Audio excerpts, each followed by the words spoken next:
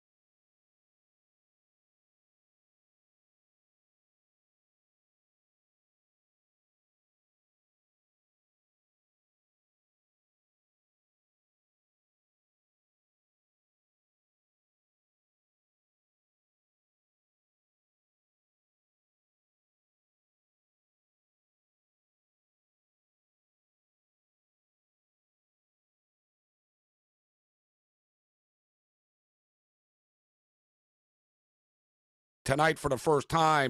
Last night, it's the thing with the NBA. There's a lot of line movement as far as overnight numbers are concerned. The Denver Nuggets were 1.5-point favorites last night over Sacramento. It's currently 4.5 right now. As far as the Sacramento Kings are concerned, a little bit shorthanded this evening. No Monk in the house tonight for the Kings. So up to 4.5. People are counting on the bounce back. Nuggets on their 4-game losing streak, fired the coach. So we go from one high-profile game, although albeit not the same. The coach is gone, as opposed to one of the best players in the league going back to the city he just got traded from. I'm not sure if AD and LeBron have spoken tonight. AD blew him off before the start of the game. I haven't seen them hug after. It's all about Luka right now. So that game is done. We got the Denver Nuggets and the Kings coming up. But, for the most part, it's one of these nights tonight. Wednesdays often like this because it's getaway day in baseball. For the most part, a lot of teams, they play in the afternoon. There's not the night games aren't going on. But we do have some NHL games this evening to matter. NBA, there's other games going on, but the NBA is just annoying, right? Like, nobody ever plays. Like, it really is. You don't like to, go with the low-hanging narrative with the NBA, but it's true. Like, you look at the point spreads, it's like, all right, the Warriors are laying 17.5 against the Spurs. Phoenix and Oklahoma City. Oklahoma City just played last night. So we should note that, but it should also be noted the Phoenix Sun players don't really seem to care very much. The Rockets are getting 10. They're not playing anybody against the Clippers tonight. So really, like, the only NBA game kind of is this Denver game. And I do like the Nuggets tonight. Not really in love with the 4.5, to be honest with you. I liked it better last night when it was 1.5, but it's 4.5 right now. NHL hockey. The playoff picture in the Eastern Conference is starting to come together for the most part right now, but they're still playing in the West, and the Minnesota Wild are literally in a wild one right now, 5-4 with the San Jose Sharks after 2 periods of play. There were 6 goals scored in the second period. The Calgary Flame players no doubt have their eye on this hockey game as the Calgary Flames came back last night. They're in must-win situations on a nightly basis. And it'd be a lot better for them if even San Jose could get this game to overtime with Minnesota. And if somehow, hold Minnesota to a point. But Calgary haven't quit. Calgary have a ton of heart. Hell, look, we saw Vancouver haven't quit. Right? Vancouver with the epic comeback last night. Not that it really matters. This is the thing with the NHL. With the point system that they have, it should be changed. Right? It should be changed. It should be 3-2-1. They did that in the Four Nations. Right? It should be 3-2-1. You get 3 points, 2 points, 1 point. 3 points regulation, 2 points overtime, 1 point. You want to have, give the loser a point, fine. You give the point for the tie. But it's really hard to catch a team in the NHL once you're behind if they can get a point for losing, right? I mean, basically the goal, like if you're trying to hang on to a playoff spot right now, like if you're Minnesota, it's like, listen, let's just get this game to overtime. We get a point, and it's hard for them to catch us. You just sort of keep on adding up these points. They've got to do something about it, but it's not like Gary Bettman's been commissioner since what, like 1994? He's never listened to me once, so I don't think he's going to start now. We got soccer on the board, Major League Baseball. We got in-game baseball action going on. Not too many games, although we got 2 big-time teams with the Atlanta Braves, although the Braves struggling, obviously, to start the season. They're in a tie game with the Phillies right now. We've had a lot of close games, extra innings. It's amazing to me that you could put a freaking runner on second base and give these teams like a free, as they call it, ghost runner, right? So you get a free pass. You're starting off the inning with somebody on second base. And it's amazing to me how teams still, they still can't score a run. Like the Pirates and Cardinals played forever today in extra innings. I thought the Blue Jays and the Red Sox were as well, but the Blue Jays finally broke through. The Blue Jays have won 3 in a row against the Red Sox after dropping 3 straight against the Mets. You can't ever you can't overreact one way or another in Major League Baseball, right? To a team like if a team loses, like the Blue Jays lose 3 straight to the Mets. Oh my God, they're terrible, and they win 3 straight. Right now, the Dodgers are going through it a little bit, but if you think about it, the Dodgers don't ever really do well on the East Coast to begin with. They don't like the East Coast. They visited the White House, and don't tell me that wasn't a distraction earlier in the week for them. And, they finally get the win today. But, you can't overreact to any of this stuff. But the Blue Jays are playing pretty well right now. Great pitching for the Toronto Blue Jays. We got an 8-2 baseball game right now. Like I said, it's not a lot going on in the diamond. Milwaukee and Colorado. It is only the top of the 5th. The in-game total is 15.5. We've got some soccer tonight. Messi and Inter Miami in action in the CONCACAF Champions League against the Champions Cup against LAFC. We're in the quarterfinals. They were down by a goal. So they needed to win by more than 1, and they did. Inter Miami comes back. We've got the Whitecaps and Pumas coming up in about 20 minutes' time. Just want to confirm what the final was in the Miami game. They were up 3-1 late. They ended up winning 3-1 on aggregate.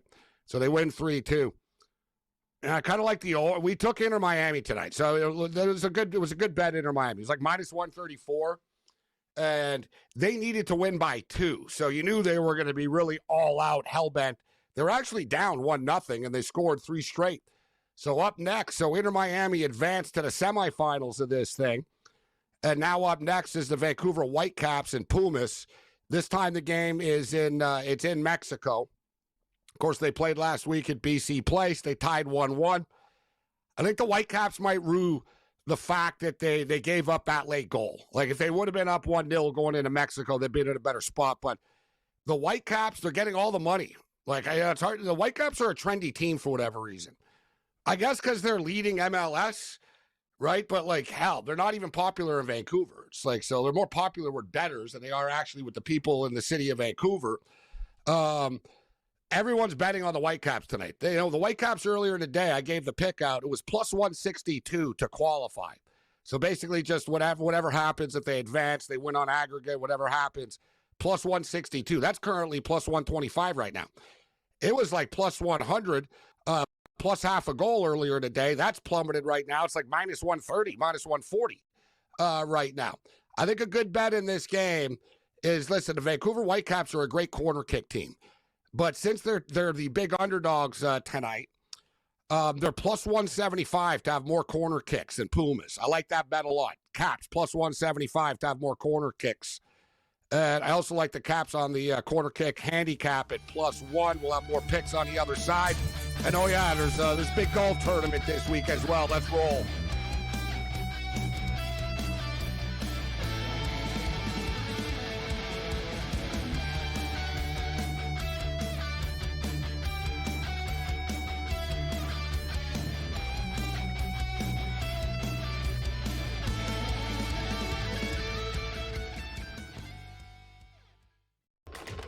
Enter into the magical world of McLuck.com, where even the smallest of spins can win real cash prizes. Adventure into over 1,000 of the best Vegas-style slot games. So what are you waiting for? Unlock your free welcome offer today. Join the fun where winners play and players win. Two guys that can do it all. Too much electricity this morning. This is a good time. We're having a lot of fun. I had to do a triple take. Ka-ching! Why? Because of parity. I didn't mean to offend. Yeah, it's not going to happen. Load management is a dirty word. Let him rip. You know what? Circumstances provide the results. What? How do you do this once? Oh, Donnie, you got such a good show there. A network that is booming. The early line, only on SportsGrid. Anyone that's been to a sporting event, the atmosphere before a game, I think Game Time Decisions has that same exact atmosphere. This is our arena. This is what we do. There is going to be an energy to Game Time Decisions that you will feel night in and night out. The excitement you get when you lock your bets in, when you're figuring out what you want to do, we can zone in on the biggest games each night. I want this to be the place that people come to before the games start so they feel as ready as possible to lock in their cards. We are going to hit every single one of those markets that you need to know about. We're going to go through every single thing, and I've got a great team behind me that's going to help me get the job done. There is not going to be a better place, I promise you, than Game Time Decisions to get that new information, react to it, and be able to then bet accordingly. We will have everything at our disposal, and we will use that to our advantage. I'm Kevin Walsh. Tune into Game Time Decisions from 6 to 8 p.m. Eastern on SportsGrid.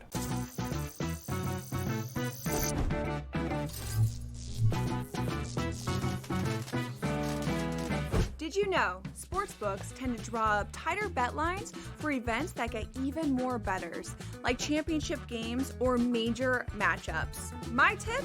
Try betting on less popular sports. You might have a better shot at beating those odds. Now, go get lucky.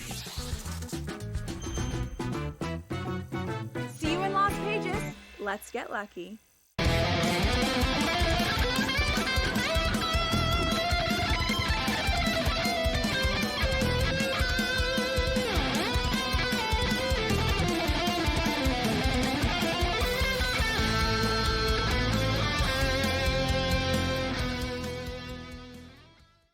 All right, let's roll. Let's do this thing. It's the Wicked Wednesday, SportsGrid Radio and Television Network, Sirius XM Channel 159. The NBA is taking center stage tonight with Luka Doncic going back to Dallas. His prop, his over-under was 30.5 points. He drops 45 tonight on a Dallas Maverick fan base that was chanting "Fire Nico" very loudly all night. The Mavericks actually hung around despite getting nothing from Klay Thompson. And I don't know if it's just me, but like old people start to shrink. It looks like Klay Thompson's starting to shrink. It's like he looks like he had his headband on out there, and I'm like, hey, you kind of don't look like you belong out here anymore, dude. And I know he's been struggling a little bit, but hey, I actually bet him over 12.5 points tonight. He got the looks. The shots didn't fall. We'll bring in Paul Bovey. And Paul is, of course, a big NBA handicapper. We'll get your thoughts on the Mavericks-Lakers, Paul. But the Denver Nuggets fire their coach. Malone is out in Denver. They're playing for the first time. The game just started. Any thoughts on this matchup against the Sacramento Kings? I'm trying to get my mind off that shrink thing because I got measured like a week ago and I was 5'9". Are you getting smaller?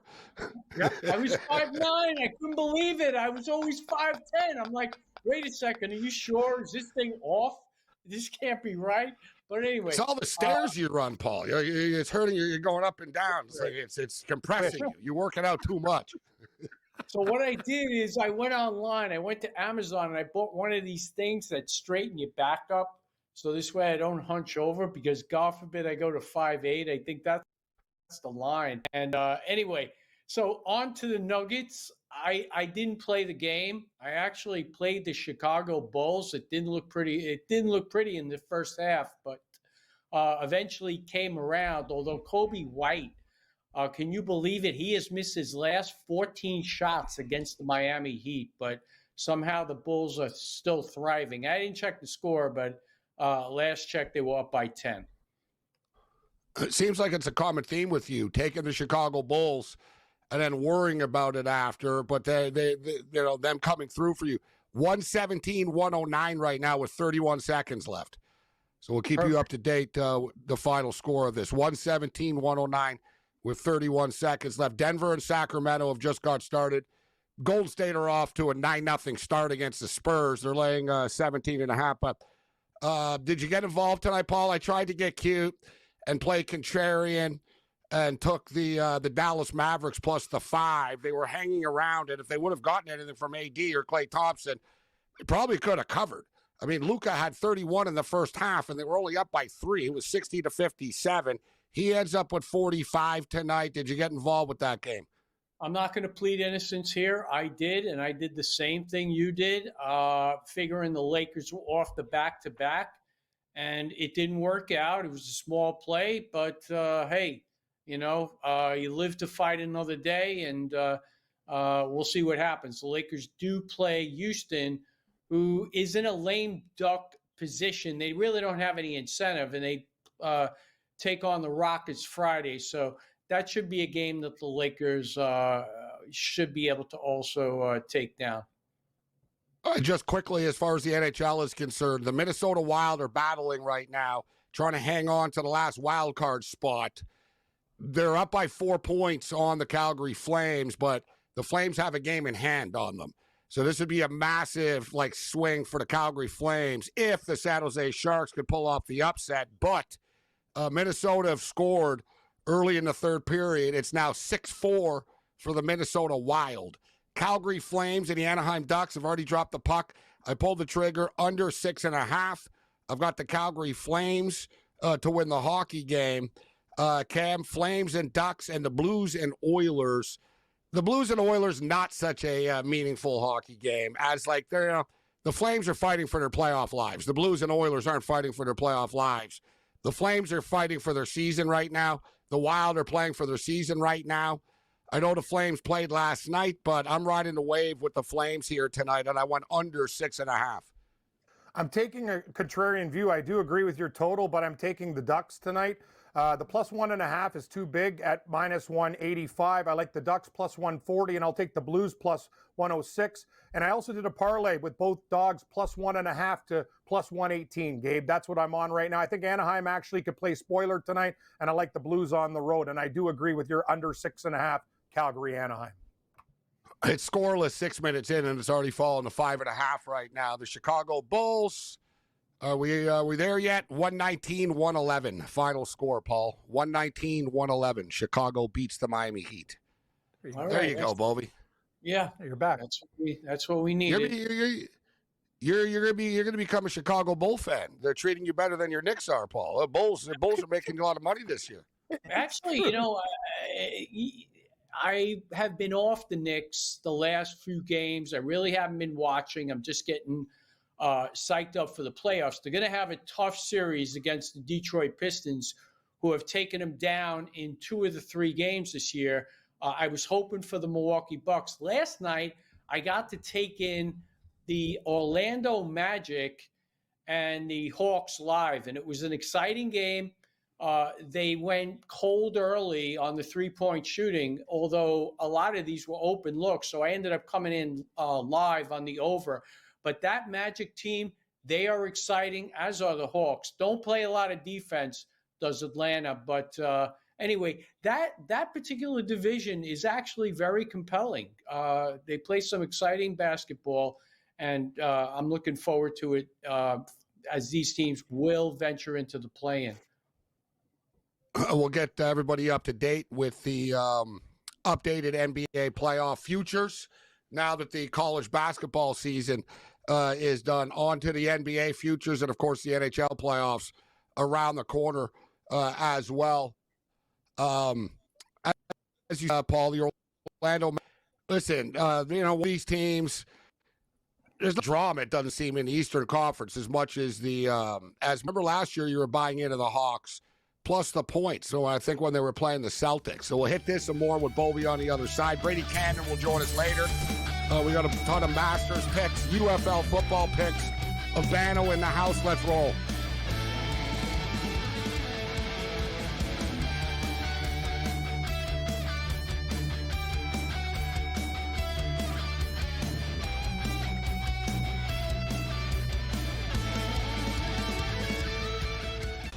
Okay, what tools can you use to measure those things a bit?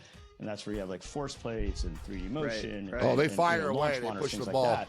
But that's all just sort of like measuring what's happening. That doesn't necessarily explain why one guy's really good and another guy's not really good. And that's where there's still kind of like Sacramento can clinch. Phoenix will be eliminated with a loss or a Dallas win. And I think that's going to last well past my lifetime. The Smiley Show, only on SportsGrid. Florida won by 6. Houston won by 3. Florida won by 2 last night in the national championship game. Third fewest points of a total margin in a Final Four. The Final Four, both games were phenomenal right to the end.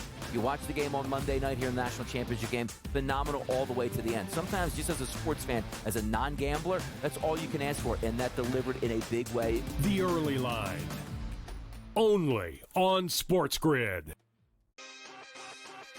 These guys are barreling everything right now that are hitting well. Pitching is usually ahead of hitting this time of year, but torpedo bats is what we're reading about, Tom, and I think it's hilarious. Will the pitching be out in front, or are the bats actually this strong? So it's going to develop over the course of weeks. And again, if all teams have the ability to do so, be creative with it and get out there and use it. Game time decisions, only on SportsGrid. I'm still optimistic eventually this will happen and they'll get it together. I mean, if Florida can get their act together, Sam, with the Tribes, I believe that California can too. It would bring a lot of money to the Tribes, which is also something they really care about. It's an $8 billion market. Conservatively, it could be even more when it legalizes. The sports books would be sharing revenue with the Tribes, essentially doing all their operations and forking over a percentage directly to the Tribes. Newswire, only on SportsGrid.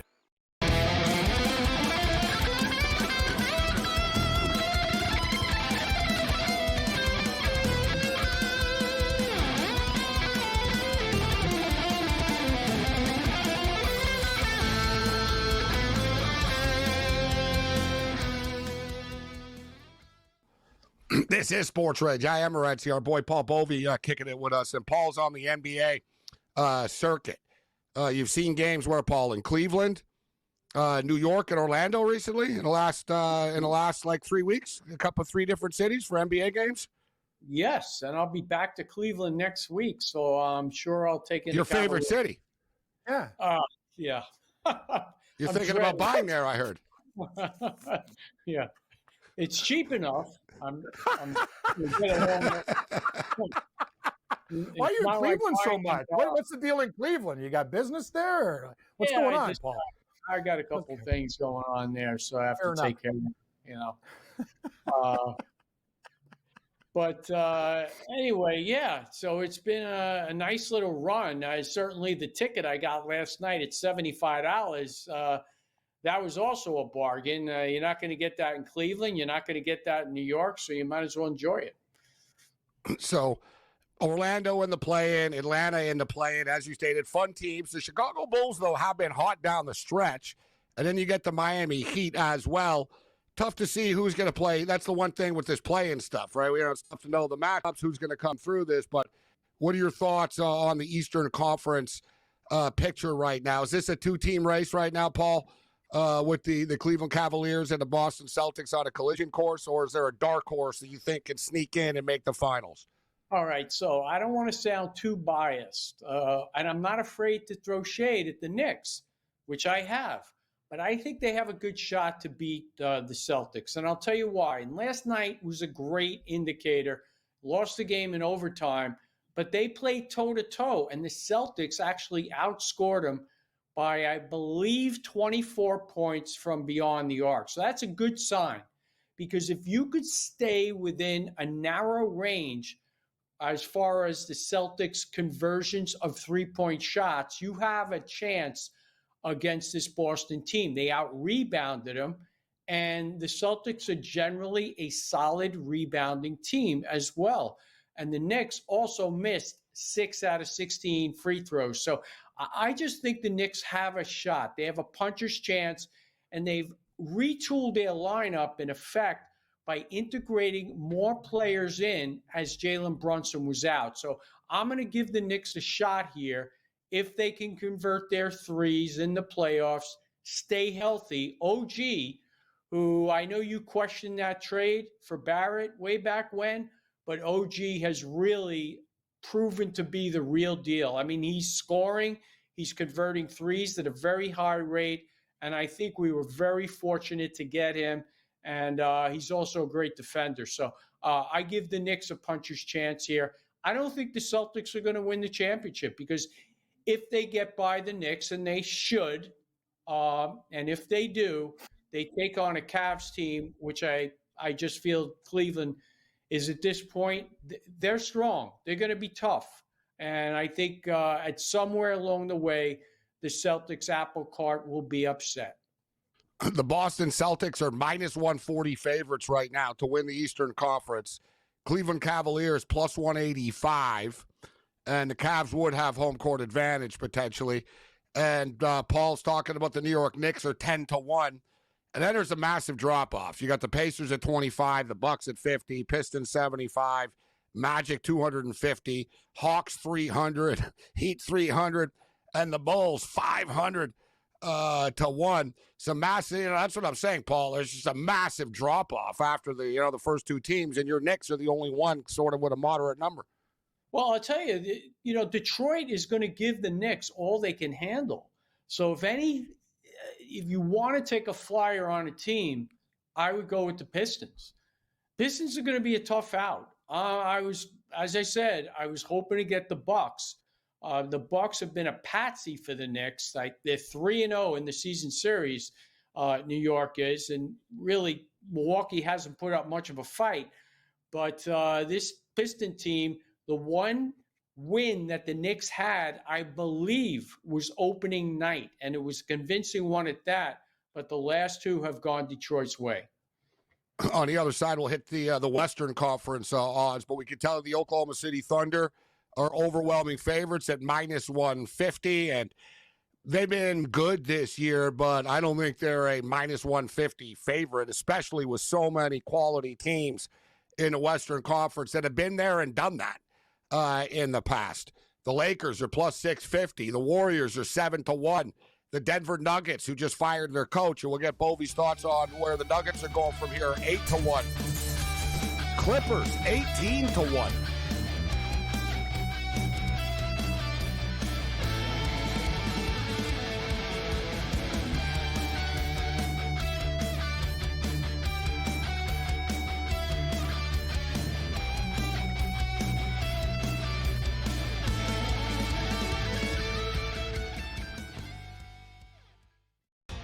okay, what tools can you use to measure those things a bit?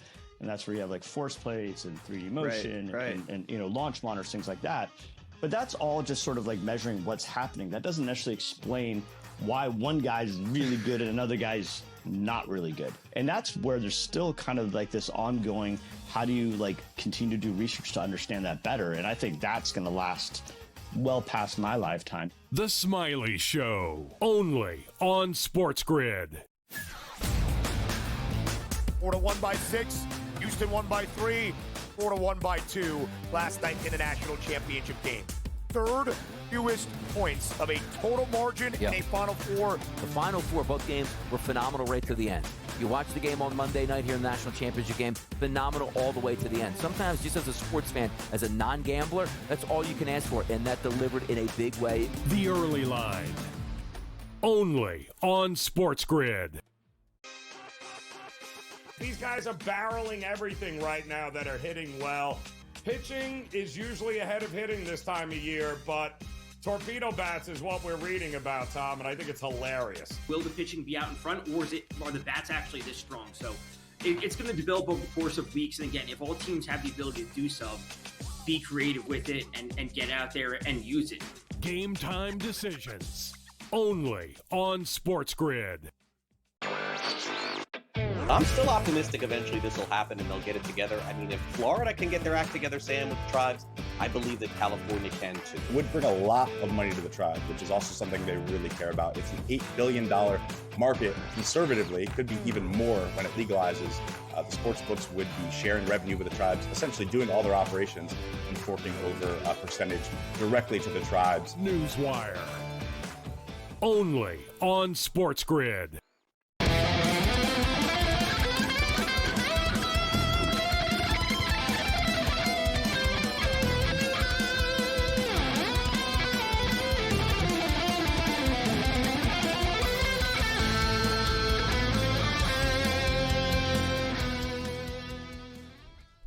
Let's do this thing. The Wicked Wednesday continues. I am Morency, SportsGrid Radio and Television Network. This is SportsRage. So the Oklahoma City Thunder, listen, I'm a big SGA fan, and they're more than just SGA, but I think they're built more for the regular season. They're going to get worn out. Teams are going to like really lean on SGA. He's going to have to hope that he gets calls.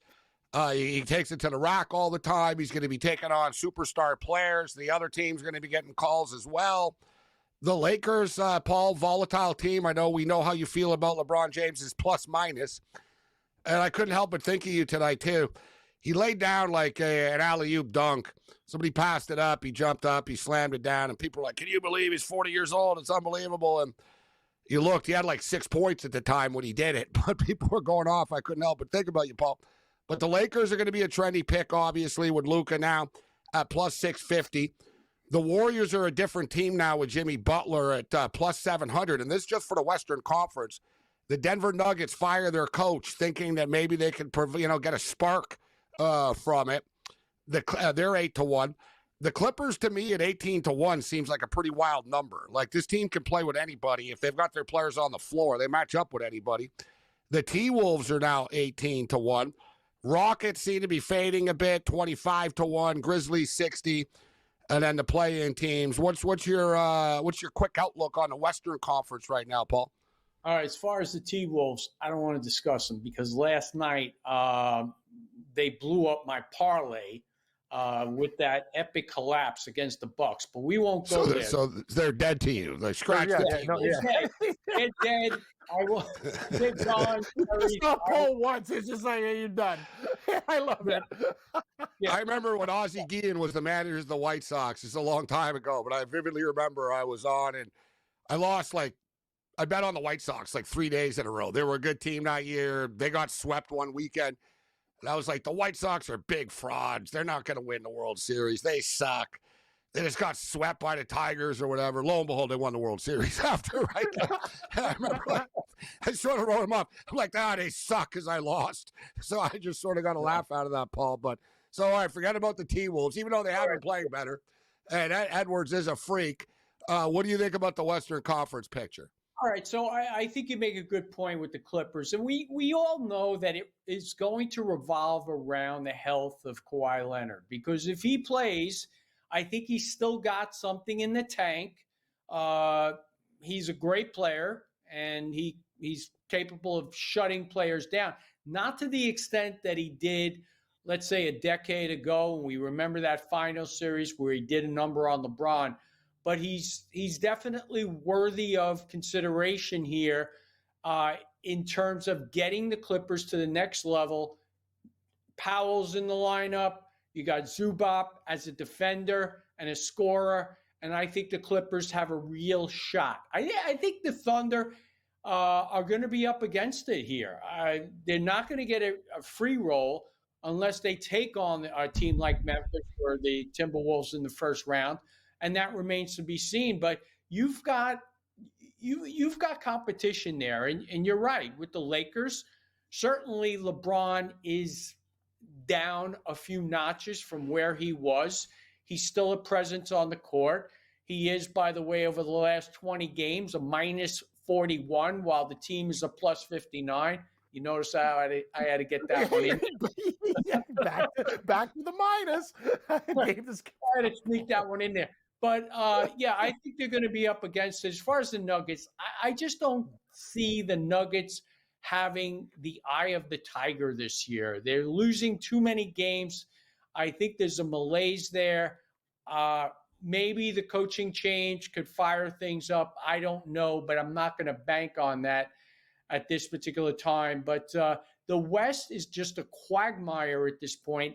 And, you know, when these teams set themselves up for a playoff round, you know, sometimes they're positioning themselves for a series where they are feeling that they are the stronger team. Right now in the West, you can't do that because you don't know who's going to be where.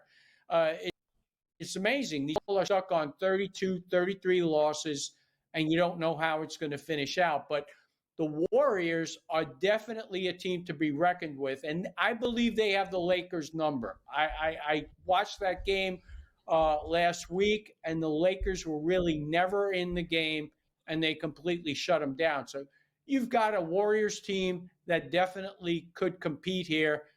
The team is older, but as we know, these playoff games are spread out a little more, and that's going to benefit teams with aged players. That's what I was going to bring up about the Lakers in the playoffs. LeBron will have the advantage of playing on Tuesday and then Sunday again because they stretch it out so much. And Jimmy Butler, too, does dial it up a notch in the playoffs. So they do have that sort of next level. That's the thing. Does Oklahoma City have that next level? So, Paul, before we get you out of here, we still have a couple of minutes, so we're not in a rush. But I know what you feel about the Kentucky Derby. It's like what I always say about New Year's Eve. It's amateur night. You don't want to be out there trying to get a taxi at 2 a.m. on New Year's Eve. But you like to bet the matchups, and the road to the Derby has begun. I mean, the NFL draft is now 2 weeks away. The Derby is less than a month away right now. We just had the Florida Derby, and that's been my thing. Although it used to be something that people didn't talk about, but the Florida Derby winner has won so much over the years. But going back to Thunder Gulch, Paul, that he won the Florida Derby. I rode it through the Kentucky Derby, and I just always rode the Florida. It was one of my things. I'm going to play the Florida Derby winner. Tappan Street wins the Florida Derby. But what are your thoughts on the road to the Kentucky Derby? And is there a specific Derby that you like? Louisiana, Arkansas, or any horses that you have your eye on? I like the Derby where I have the winner, but I have to tell you, Gabe, I really don't pay much attention to these races until we are on the cusp of the race. The Derby where I have the winner. The winner Derby? Yeah, exactly. The one I got the winner. I tend to focus more on horse racing in the immediacy of the moment. So I'll be on the Kentucky Derby a few days before, and I will be posting matchups. And I do very well on these matchups. And in terms of horse racing, this is one of my biggest betting days of the year, because with matchups, it's not like betting a horse to win for a couple dimes at 6-1. You're only going up against one horse. So it's kind of like betting an NBA game, except you can catch value because sometimes these matchups, the odds are not in alignment with the betting board itself. So you do catch value there, unlike a sporting event. So you have to grasp that, capture it, and take advantage of it.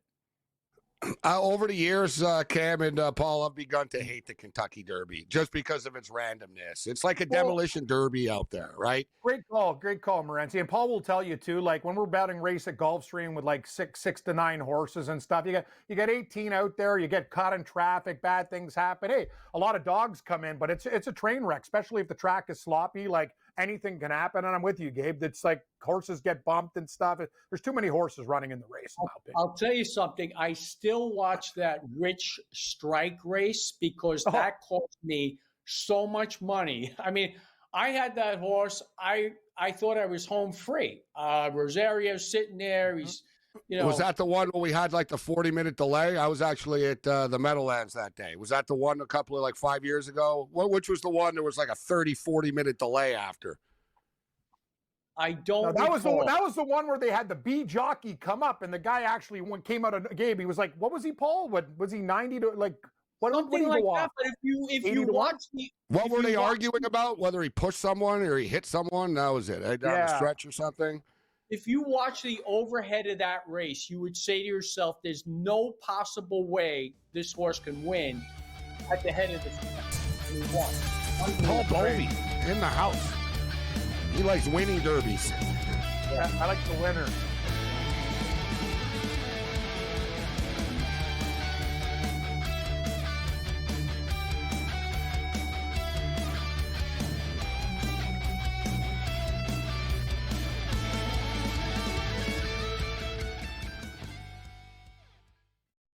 Okay, what tools can you use to measure those things a bit?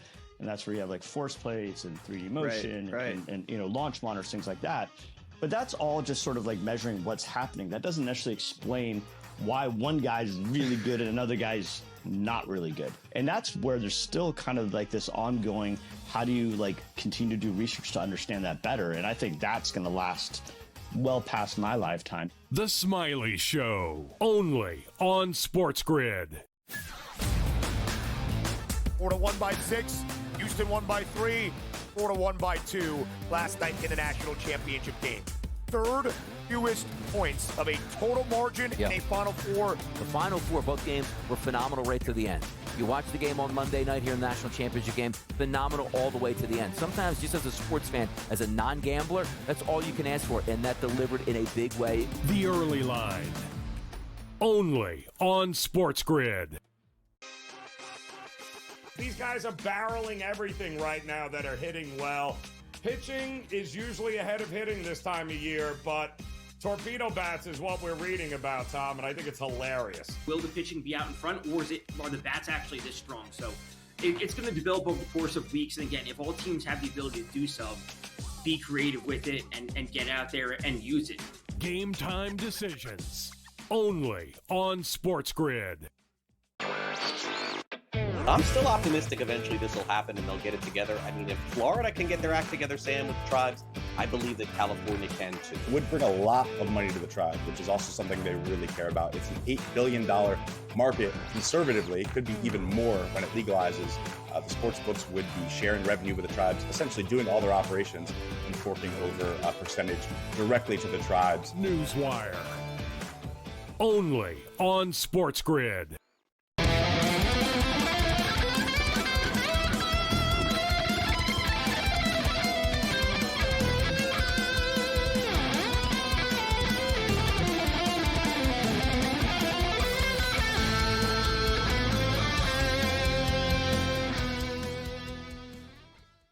This is SportsRage. I am Morency.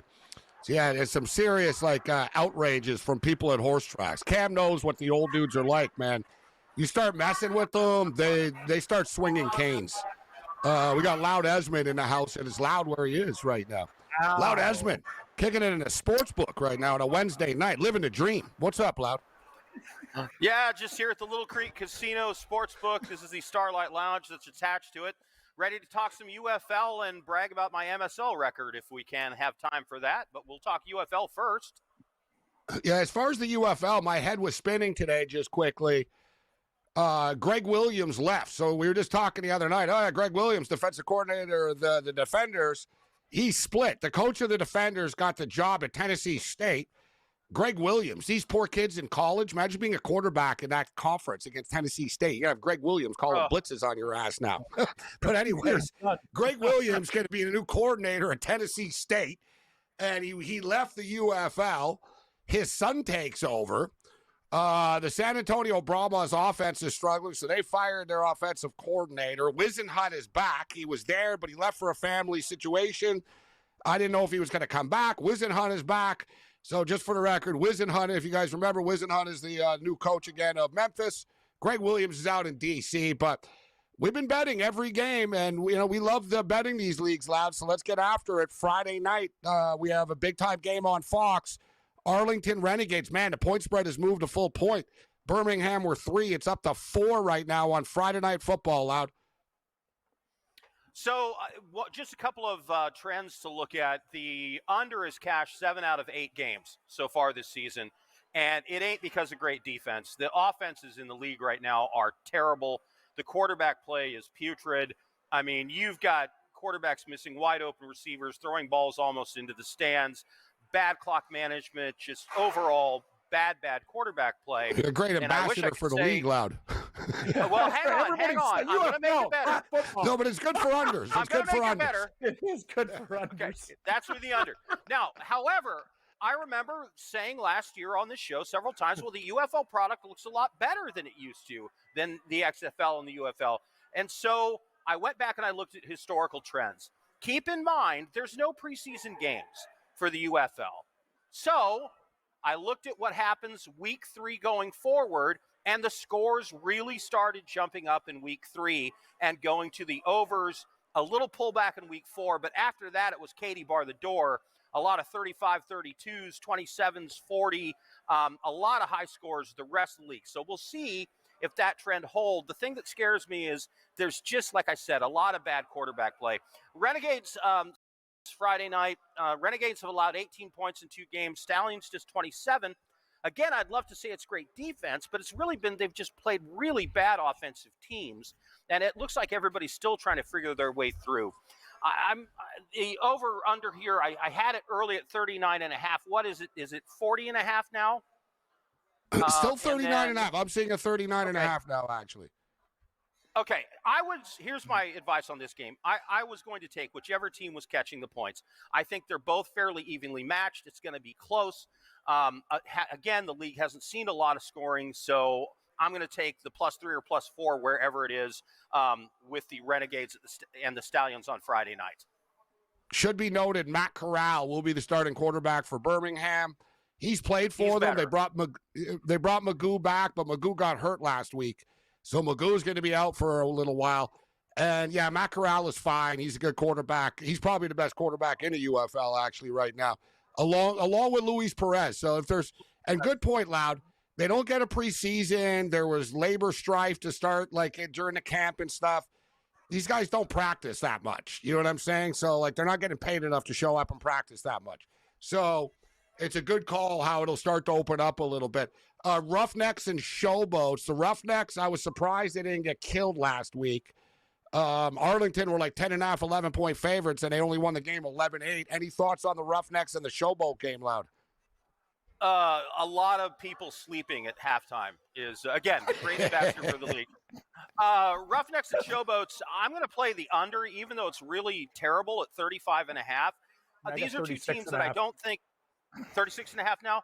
Yeah. Okay, I would be under on this one. I just don't see either of these teams really improving a lot on offense. So that would be my play in that game.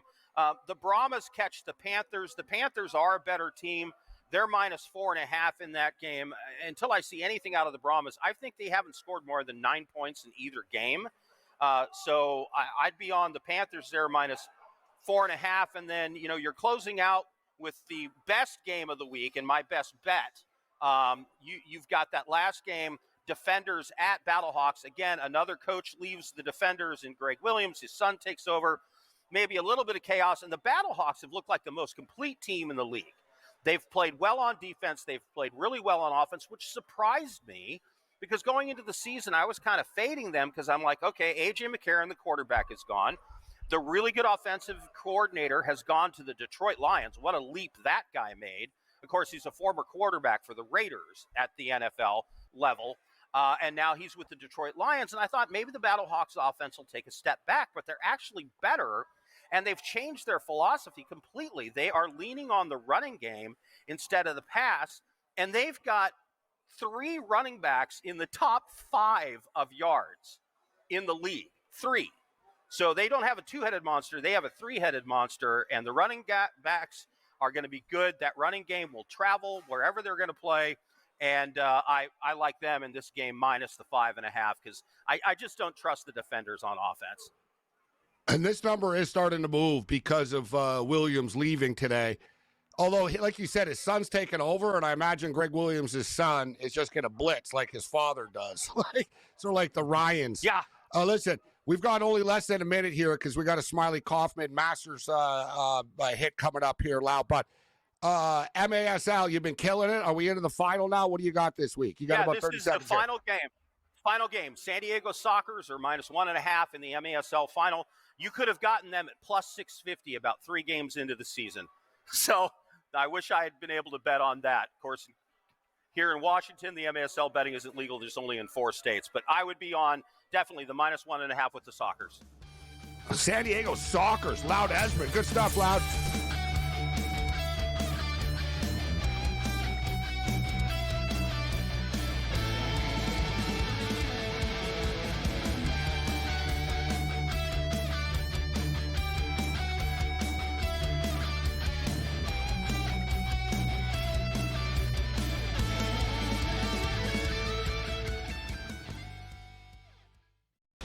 Okay, what tools can you use to measure those things a bit? And that's where you have like force plates and 3D motion and you know, launch monitors, things like that. But that's all just sort of like measuring what's happening. That doesn't necessarily explain why one guy's really good and another guy's not really good. And that's where there's still kind of like this ongoing, how do you like continue to do research to understand that better? And I think that's going to last well past my lifetime. The Smiley Show, only on SportsGrid. Florida won by 6. Houston won by 3. Florida won by 2 last night in the national championship game. 3rd fewest points of a total margin in a Final Four. The Final Four, both games were phenomenal right to the end. You watch the game on Monday night here in the national championship game, phenomenal all the way to the end. Sometimes just as a sports fan, as a non-gambler, that's all you can ask for, and that delivered in a big way. The Early Line, only on SportsGrid. These guys are barreling everything right now that are hitting well. Pitching is usually ahead of hitting this time of year, but torpedo bats is what we're reading about, Tom, and I think it's hilarious. Will the pitching be out in front, or are the bats actually this strong? So it's going to develop over the course of weeks. And again, if all teams have the ability to do so, be creative with it and get out there and use it. Game time decisions, only on SportsGrid. I'm still optimistic eventually this will happen and they'll get it together. I mean, if Florida can get their act together, Sam, with the tribes, I believe that California can too. It would bring a lot of money to the tribe, which is also something they really care about. It's an $8 billion market. Conservatively, it could be even more when it legalizes. The sports books would be sharing revenue with the tribes, essentially doing all their operations and forking over a percentage directly to the tribes. Newswire, only on SportsGrid.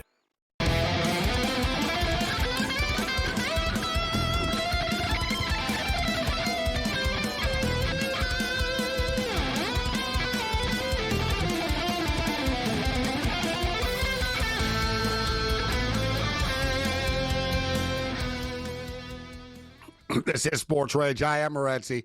Thanks a lot, Esmond, for joining us. Good stuff. Yeah, 7-1, man. The unders have been cashing in the UFL, but it should start to open up. I'm not sure if this is going to be the week. An update right now. Pumas and the Vancouver Whitecaps have begun, and we're scoreless still.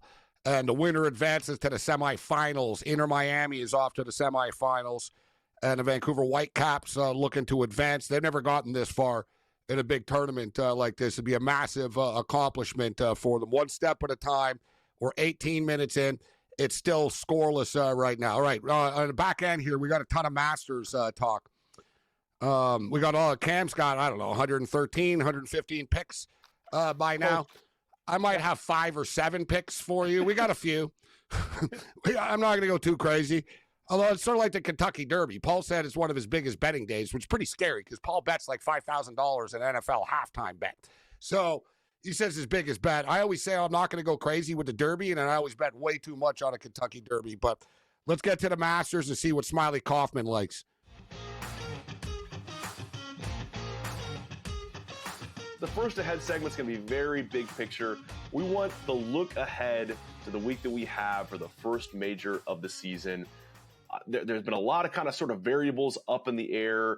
We've had guys that we thought were favorites at the beginning of the year missing cuts, not in great form. We've had some injured guys. We've had a weather forecast that's changed from perfect to maybe a little bit cooler and chillier than we thought it was going to be. And we're also keeping tabs on that Live Golf leaderboard in Miami and seeing some familiar faces at the top of that could be in contention this week. So give me a little look ahead here, Smiley, at the week to come.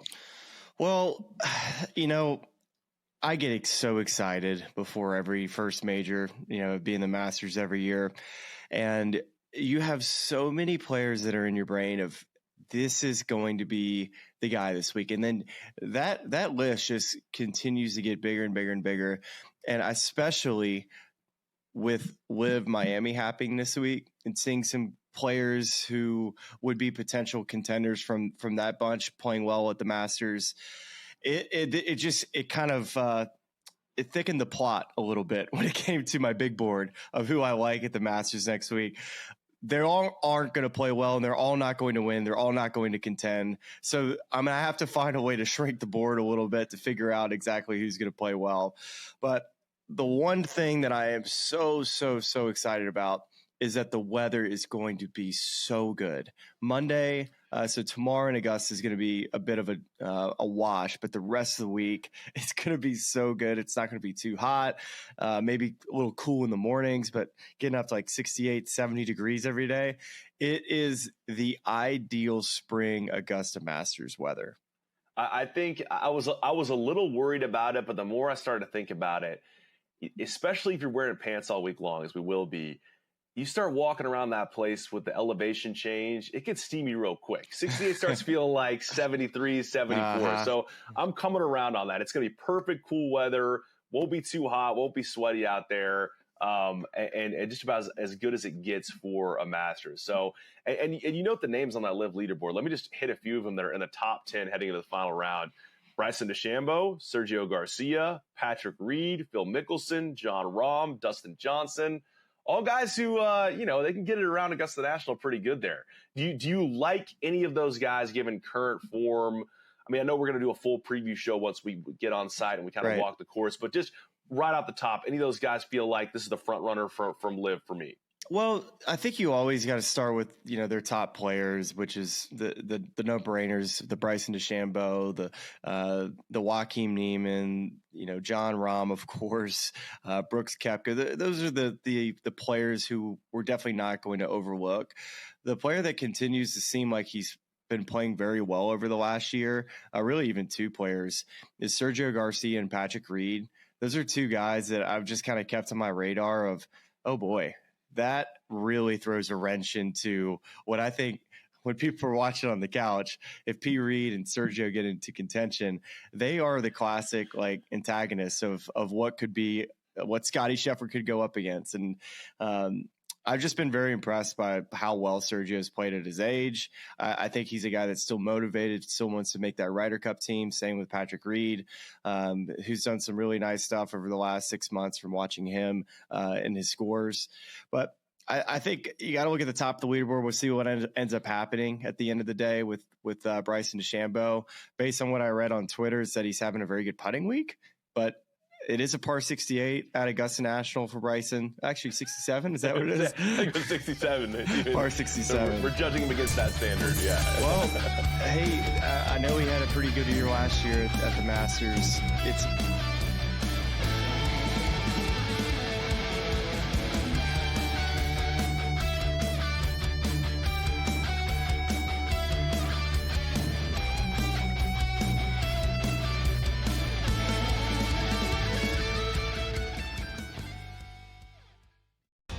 okay, what tools can you use to measure those things a bit? And that's where you have like force plates and 3D motion and you know, launch monitors, things like that.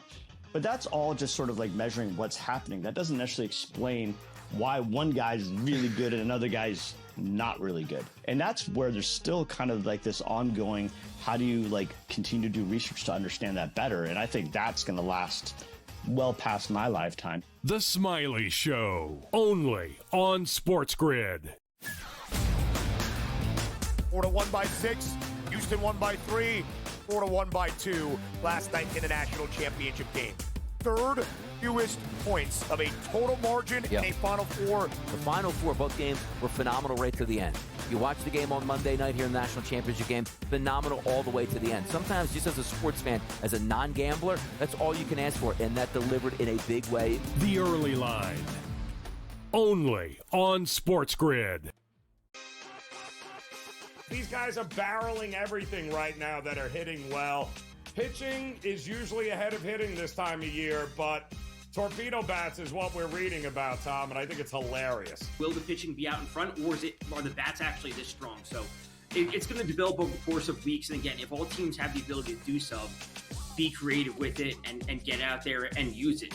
Game time decisions, only on SportsGrid. I'm still optimistic eventually this will happen and they'll get it together. I mean, if Florida can get their act together, Sam, with the tribes, I believe that California can too. It would bring a lot of money to the tribe, which is also something they really care about. It's an $8 billion market. Conservatively, it could be even more when it legalizes. The sports books would be sharing revenue with the tribes, essentially doing all their operations and forking over a percentage directly to the tribes. Newswire, only on SportsGrid.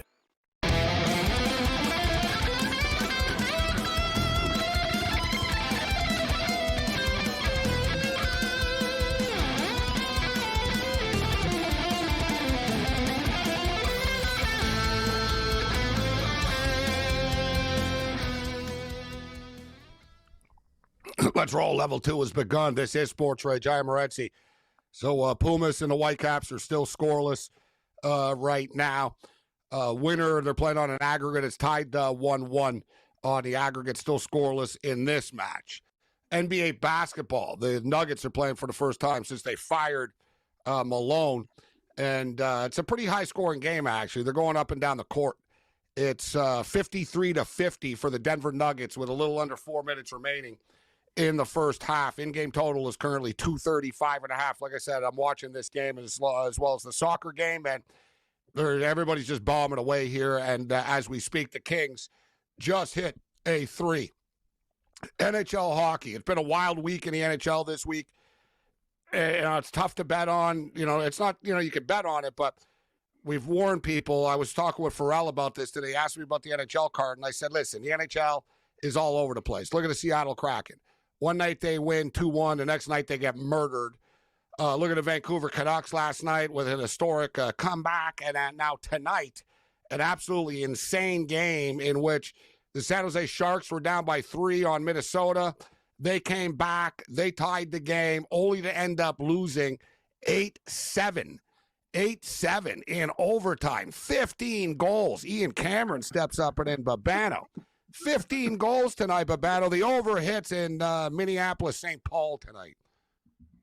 Well, that's what San Jose and Alexander Georgiev are capable of. They've had some miserable defensive nights. He's not a great goaltender, but you don't expect Minnesota to put up 8. I thought it was 49ers-Vikings tonight. Apparently that's what broke out in Minnesota. It wasn't Wild and Sharks. They fooled us. Different sport. Babano. I was just waiting for it. I love you, Babano, but I'm just going to say the Twins and the Giants, 8-7 baseball would have been a better analogy. I'm just going to say, it was like a baseball game, 8-7. But yeah, one team scored a touchdown with the extra point, the other got the 2 point. It's true. They had a 2-point conversion, I guess. Minnesota did. Yeah, pretty crazy. But if you're, that's backbreaking if you're the Calgary Flames, because you no doubt are watching as you're playing right now, and you've got your eye on the scoreboard, the out-of-town scoreboard.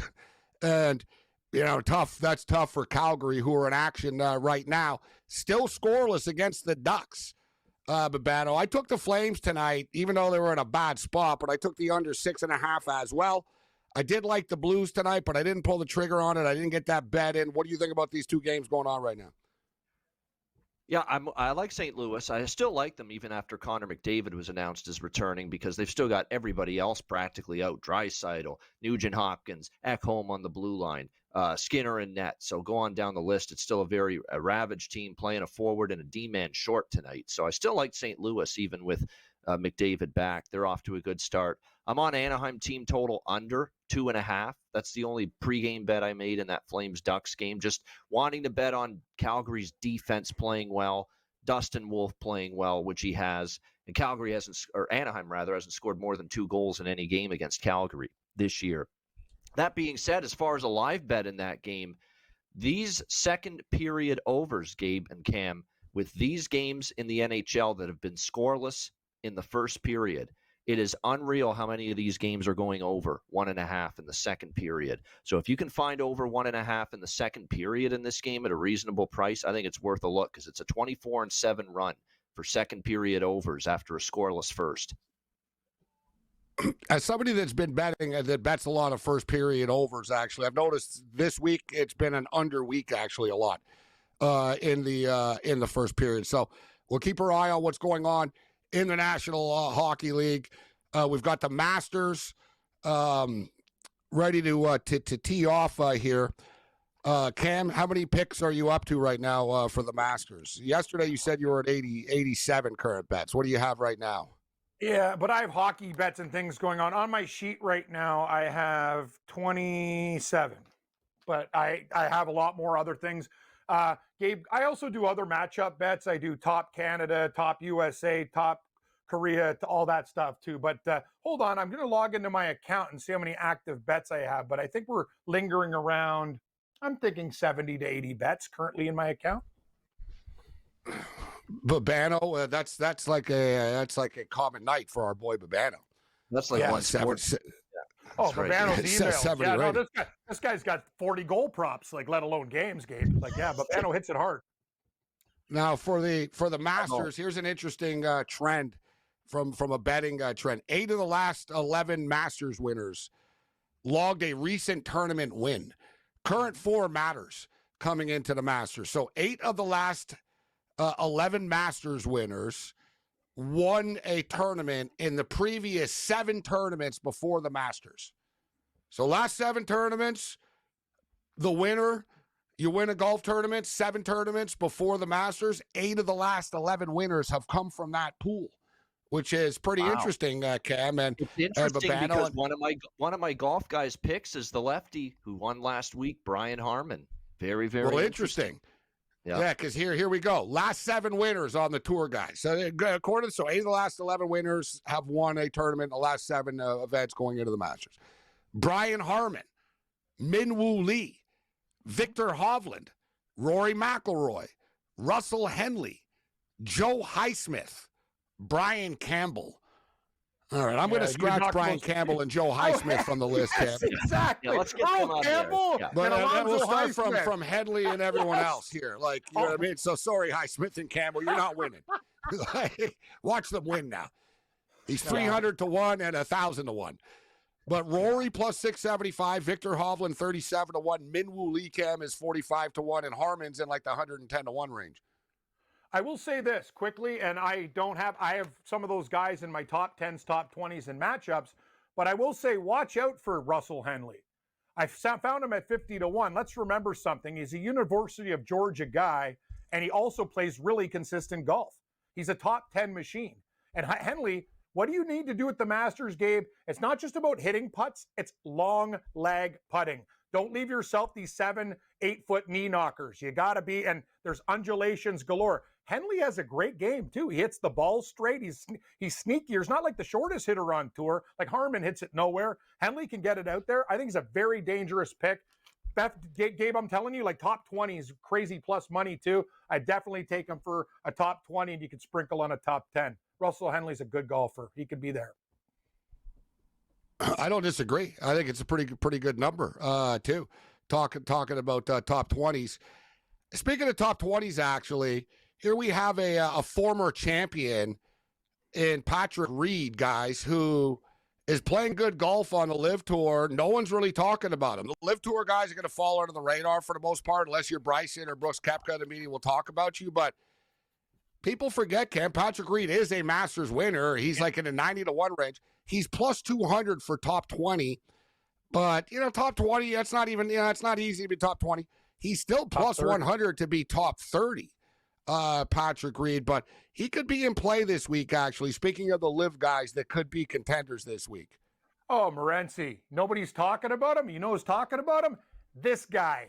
90-1, Patrick Reed. I only have 5 outrights, but I'm going to add a couple more when I look at the line fluctuations.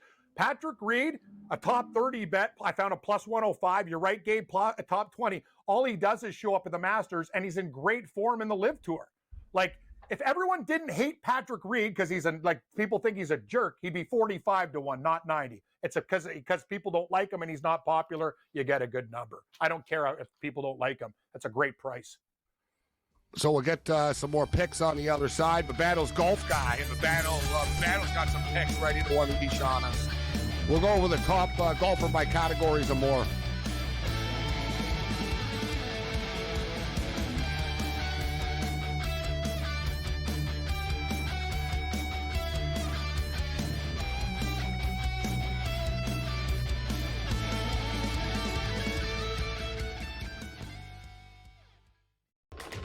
Enter into the magical world of McLuck.com, where even the smallest of spins can win real cash prizes.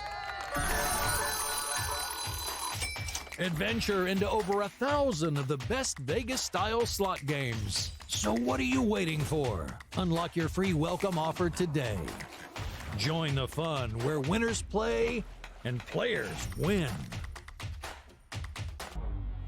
Two guys that can do it all. Too much electricity this morning. This is a good time. We're having a lot of fun. I had to do a triple take. Ka-ching! Why? Because of parity. I didn't mean to offend. Yeah, it's not going to happen. Load management is a dirty word. Let him rip. You know what? Circumstances provide the results. What? How do you do this once? Oh, Donnie, you got such a good show there. A network that is booming. The Early Line, only on SportsGrid. Anyone that's been to a sporting event, the atmosphere before a game, I think Game Time Decisions has that same exact atmosphere. This is our arena. This is what we do. There is going to be an energy to Game Time Decisions that you will feel night in and night out. The excitement you get when you lock your bets in, when you're figuring out what you want to do, we can zone in on the biggest games each night. I want this to be the place that people come to before the games start so they feel as ready as possible to lock in their cards. We are going to hit every single one of those markets that you need to know about. We're going to go through every single thing, and I've got a great team behind me that's going to help me get the job done. There is not going to be a better place, I promise you, than Game Time Decisions to get that new information, react to it, and be able to then bet accordingly. We will have everything at our disposal, and we will use that to our advantage. I'm Kevin Walsh. Tune into Game Time Decisions from 6 to 8 p.m. Eastern on SportsGrid.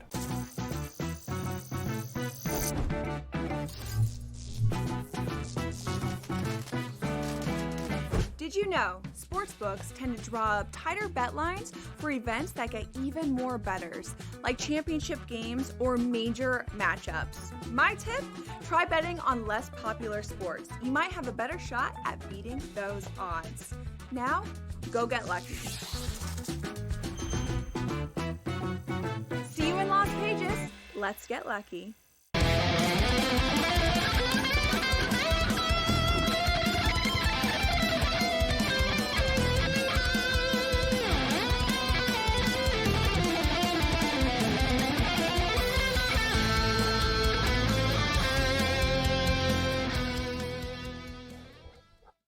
Let's roll. Level 2 continues the Wicked Wednesday. A lot of stuff just happened in the last couple of minutes. The Vancouver Whitecaps took a 1-0 lead in Mexico against Pumas, but Pumas just responded like moments later and have just tied the game. So we're tied at 1 right now. We'll keep our eye on this. 66-58 at the half right now for the Nuggets playing in their first game in the post-Malone era. Up an 8 spot. Yeah, post-Malone. Post-Malone era. That's pretty good. Hey, like that, Babano? See, that's how you do it. That's a pro line right there. Real true. In the And Post he's Malone era. I was going to tell you the other night, Exactly. Morency, but we were in the middle of something. I'm like, yeah, Post Malone. Well played. Yeah. Michael Malone, he's not a coach anymore. That was that song that Post Malone. Does he just See, I not couldn't be the tell coach you. I don't know. anymore? Like, Yeah. I really don't know.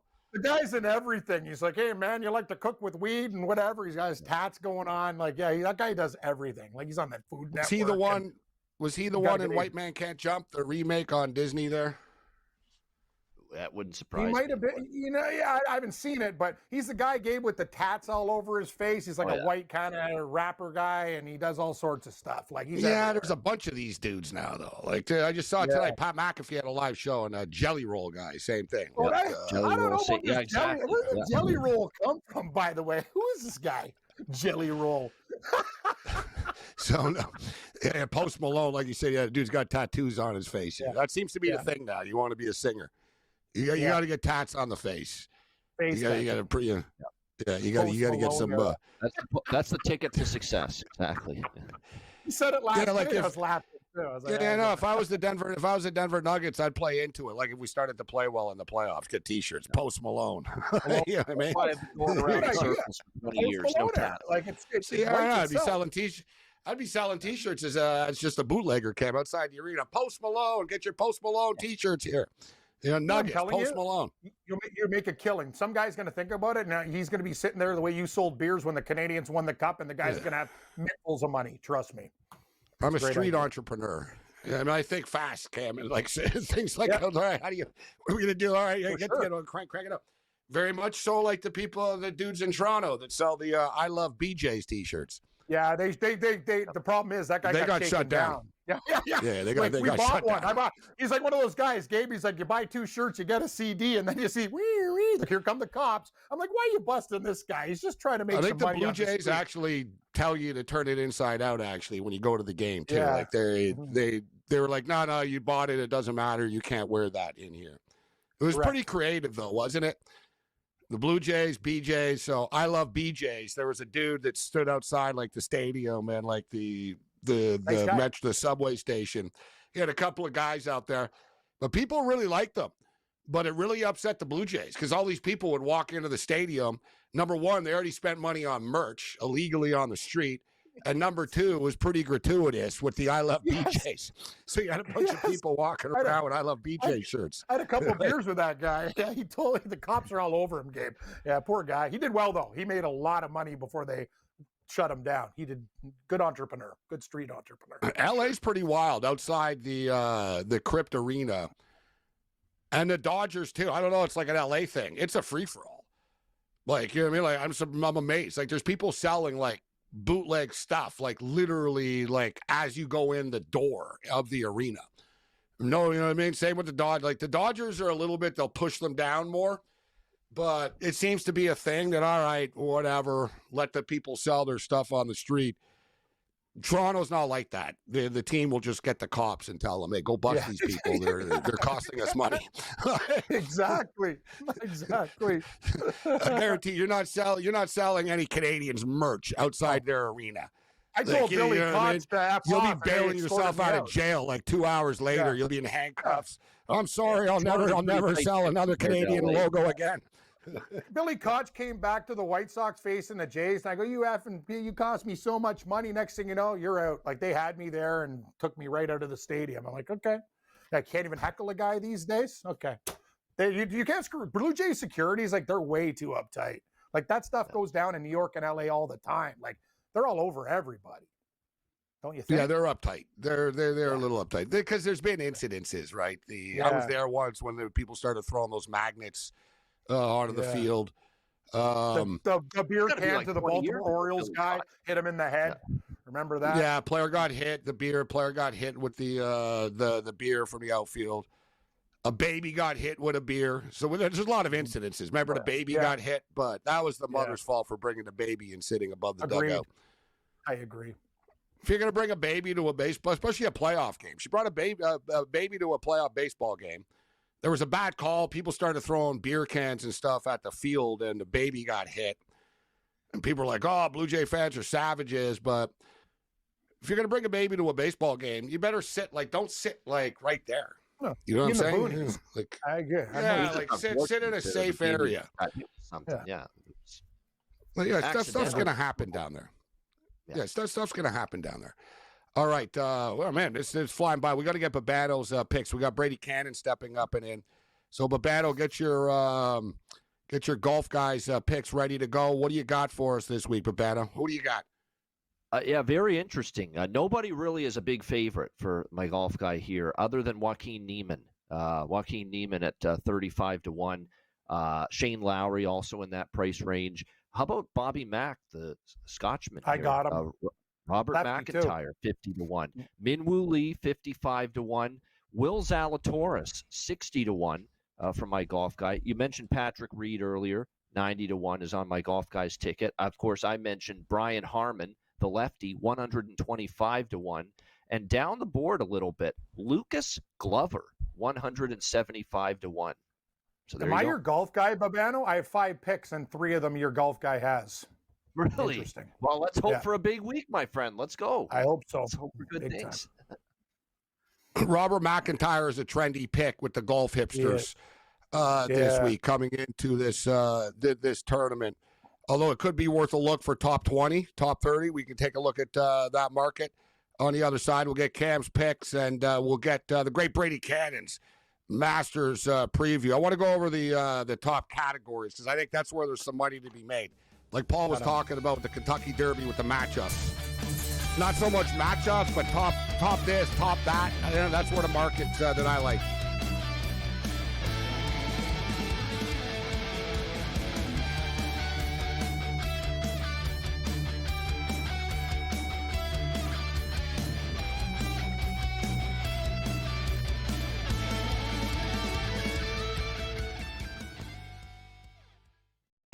Okay, what tools can you use to measure those things a bit? And that's where you have like force plates and 3D motion and launch monitors, things like that. But that's all just sort of like measuring what's happening. That doesn't necessarily explain why one guy's really good and another guy's not really good. And that's where there's still kind of like this ongoing, how do you like continue to do research to understand that better? And I think that's going to last well past my lifetime. The Smiley Show, only on SportsGrid. Florida won by 6. Houston won by 3. Florida won by 2 last night in the national championship game. Third fewest points of a total margin in a Final Four. The Final Four, both games were phenomenal right to the end. You watch the game on Monday night here in the national championship game, phenomenal all the way to the end. Sometimes just as a sports fan, as a non-gambler, that's all you can ask for, and that delivered in a big way. The Early Line, only on SportsGrid. These guys are barreling everything right now that are hitting well. Pitching is usually ahead of hitting this time of year, but torpedo bats is what we're reading about, Tom, and I think it's hilarious. Will the pitching be out in front, or are the bats actually this strong? So it's going to develop over the course of weeks. And again, if all teams have the ability to do so, be creative with it and get out there and use it. Game time decisions, only on SportsGrid. I'm still optimistic eventually this will happen and they'll get it together. I mean, if Florida can get their act together, Sam, with the tribes, I believe that California can too. It would bring a lot of money to the tribes, which is also something they really care about. It's an $8 billion market. Conservatively, it could be even more when it legalizes. The sports books would be sharing revenue with the tribes, essentially doing all their operations and forking over a percentage directly to the tribes. Newswire, only on SportsGrid.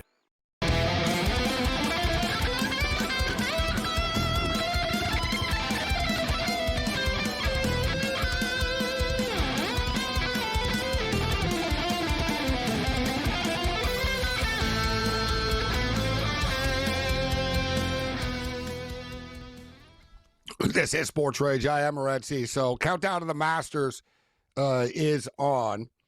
A tradition like no other on CBS. Hello, friends.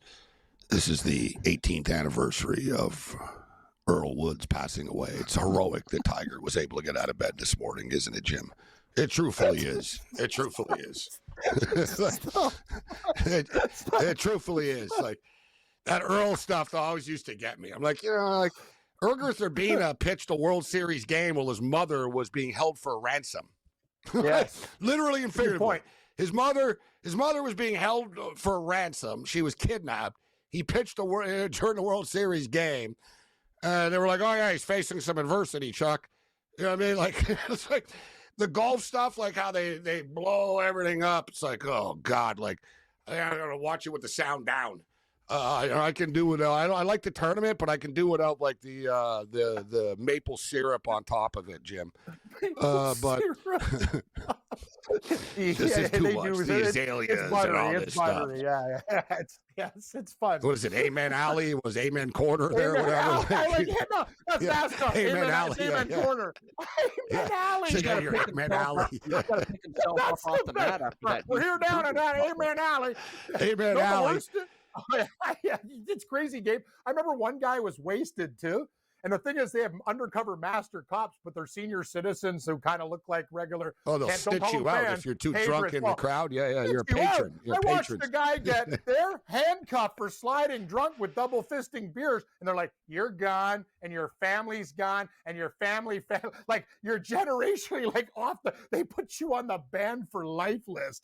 Like they don't screw around. Yeah, if you sell tickets too, they find out too. Yeah. Like if you get tickets and you sell them on the secondary market, like they'll ban you. Mm-hmm. But hole in one, you know what? Corey Connors, Babano. I like Corey Connors to be the top Canadian player. He's plus 100. But to make a hole in one, I like this. This is some really like long shot type of stuff. But Corey Connors actually got a hole in one at Augusta before. So I'm thinking, you know what? If he got a hole in one before, why can't he do it again? It's 60-1, Cam, for Corey Connors. Now, he did it on the 6 before, but everybody's talking about holes in one at the 16 on the 16th this year. I'm playing it. Corey Connors to have a hole in one at 60-1. You have a flyer. Who would you take, Cam, to hit a hole in one here? First of all, Gabe, I think you deserve more. Getting exact player hole in one, that's a 150, but I get it's the math. Anyway, I'm not the sports book, but Rory's I'm like, 55, Scheffler's 55, Fleetwood is 60. Seems to be the common number. Hideki 60, Lowry 60, Thomas 60, blah, blah, blah, blah, 60, 60, 60, Cam. They're all in the 60 range. The guy who's the most hole in ones, like at the players and big tournaments, is Shane Lowry. The guy is a hole in one machine. Well, he's 60-1. To have a hole in one. That's the one guy I'd pick. I like your Connors pick, actually. He'd be in my top 4 or 5 guys for hole in one, but you deserve better. You're actually naming player to get hole in one. That's pretty tough. I know. That's tough. Everybody's in the same. Babata, you want to throw a flyer on a hole in one player? Hole in one. I'm trying to think off the. He would be. See, good look, for Mike that. Weir hole in one. Cam's only 80-1. Yeah, Mike Weir hole in one should be 200-1. Like, sorry, but he's played it. Couldn't he get a hole in one on one of these par threes? Or Fred Couples? They played this course a million times. Yeah, but hey, it's not great odds. Only 80-1. Like I said, it's basically everyone's 60-1 to 80-1, essentially. Phil, maybe Phil. I'm going Corey Connors. I'm going Lowry. Why don't you pick one of your golf guys, Babana? Why don't you throw it like Lucas Glover? Zalatoris is one of them. Yeah, Zalatoris. Yep, Glover. Robert Matt. Well, Phil Mickelson. Can Phil get a hole in one? 66-1. Not enough. I'm sorry. Here's one. These guys are Jason Day, 66-1. You're milking us, man. That's crazy. Like, come on. Come on. I don't make the odds, bad. Man. Well, you got to bet Connors, and I got to bet Lowry now, because if it happens and we don't have it, like, I'm going to snap. That's for sure. 1-0 Flames and 1-1 Blues and Oilers now.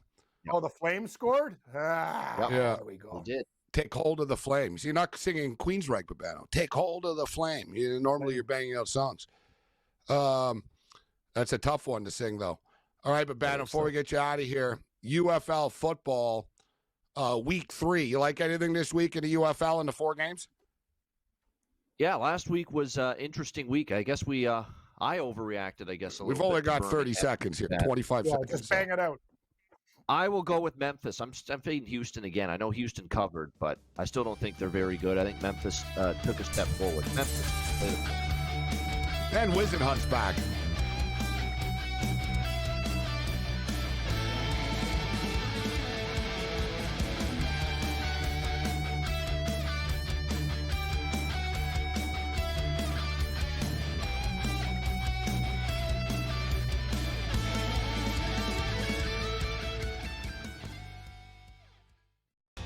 okay, what tools can you use to measure those things a bit? And that's where you have like force plates and 3D motion and you know, launch monitors, things like that. But that's all just sort of like measuring what's happening. That doesn't necessarily explain why one guy's really good and another guy's not really good. And that's where there's still kind of like this ongoing, how do you like continue to do research to understand that better? And I think that's going to last well past my lifetime. The Smiley Show, only on SportsGrid. Florida won by 6, Houston won by 3, Florida won by 2 last night in the national championship game. Third fewest points of a total margin in a Final Four. The Final Four, both games were phenomenal right to the end. You watch the game on Monday night here in the national championship game, phenomenal all the way to the end. Sometimes just as a sports fan, as a non-gambler, that's all you can ask for, and that delivered in a big way. The Early Line, only on SportsGrid. These guys are barreling everything right now that are hitting well.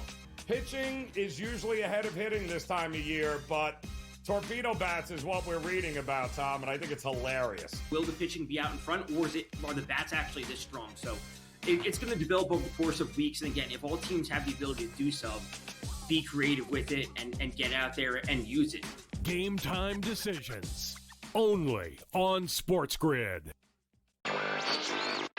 I'm still optimistic eventually this will happen and they'll get it together. I mean, if Florida can get their act together, Sam, with the Tribes, I believe that California can too. Would bring a lot of money to the Tribes, which is also something they really care about. It's an $8 billion market. Conservatively, it could be even more when it legalizes. The sports books would be sharing revenue with the Tribes, essentially doing all their operations and forking over a percentage directly to the Tribes. Newswire, only on SportsGrid.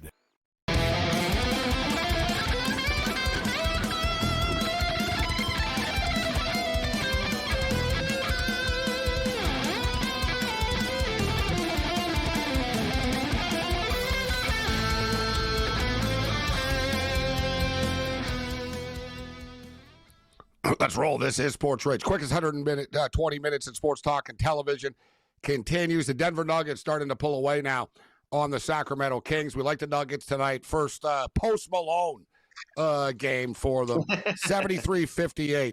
I see Brady likes that one as well. That's very good. Brady, That's really good. I like that. Post Malone game. Outstanding. Exactly. Outstanding. And it's the old fade and it's the old back the new coach. You know, when you fire the coach, you bet on that team in the very next game. Working out just fine so far for the Denver Nuggets. Post Malone. Very good. There we go, Brady. So I know you've been very busy. You've done a lot of hits. I read your column on golf.com.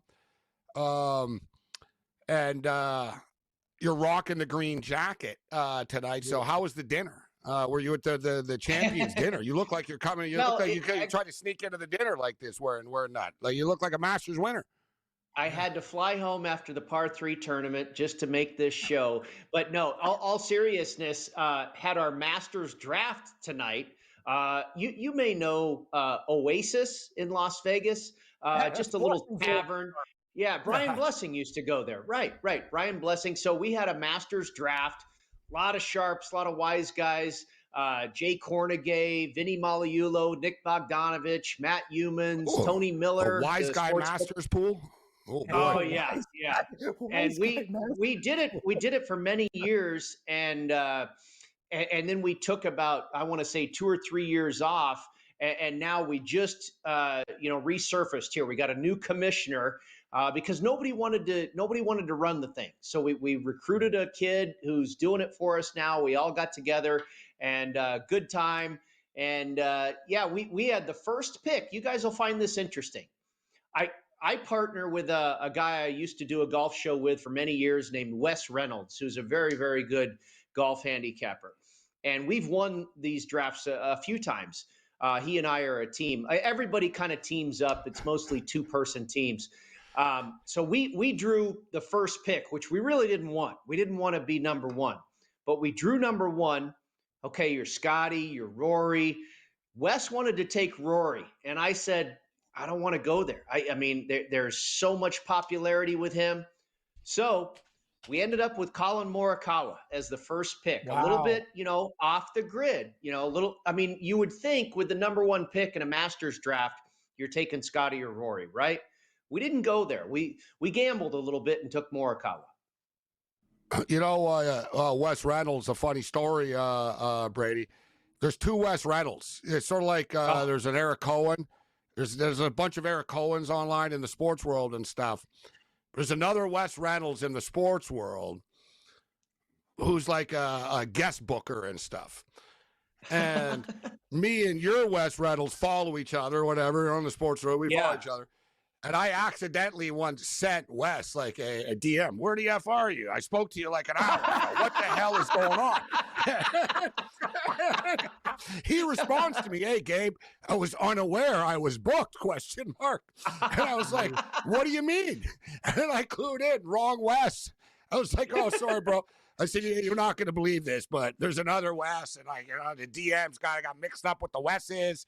So, yeah, it's what I couldn't help but think about. I'm going to have to tell him that. I'm sure I'll talk to him soon because we'll be tracking our team. We took I had to leave the draft a little early, honestly, to come on here. But Morikawa, we took number 1. We ended up with Robert McIntyre and Tommy Fleetwood, and then also Adam Scott and Ben On. So we've got 3 more selections who I wasn't around for, so I'm not sure who we ended up with. But a lot of great guys in that room. It's a fun tradition. And on well, we appreciate you joining us. A very, very good bet. Like as Tom Kim, Gabe's not in good form, and Hideki's hot and cold, right? So I think that Ben On pick is major value. Good. This is I like it. Speaking of Brian Blessing, this was his time of the year now, the Masters and the Kentucky Derby. Two things. I know we love the Buffalo Bills, but the Masters, I just had a flashback of being in a Don Best. I used to do I did a show out of there. I didn't work for Don Best, but I did a show out of their studio, and I'll never forget Johnny Licker, John Bovenizer, trying to he said, great pick, guys. I can't believe, you guys, great call with Freddie Couples. We took Freddie Couples like opening day, whatever, you know what I mean? Like under par, whatever.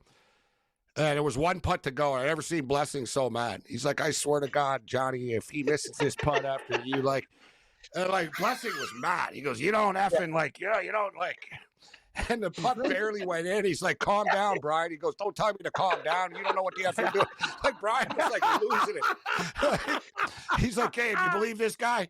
Yeah, I just sort of had a flashback of that as well. Amazing. So let me ask you, Brady. We were just talking about the hole of one prop. Not will there be a hole of one, but trying to get a little bit deeper and particular golfers. I brought up the fact that Corey Connors has recorded a hole of one here before. He's finished, 6th place here before. I like him this week to be the top Canadian at plus 100. But looking at his past and realizing, man, this guy's got a hole of one in the past here before. He's 60-1. Cam doesn't love the odds, but everybody's pretty much in the 55 to 70-1 range, Brady. If there was a golfer or two that, you think we should take a look at, particularly, they are good at getting holes in one, who would they be? God, that is so difficult. I said Lowry because he's done it a lot in big tournaments. Yeah, that's who came to mind for me too. He did it earlier this year at Pebble Beach, and I believe he's had one at Augusta, if I recall.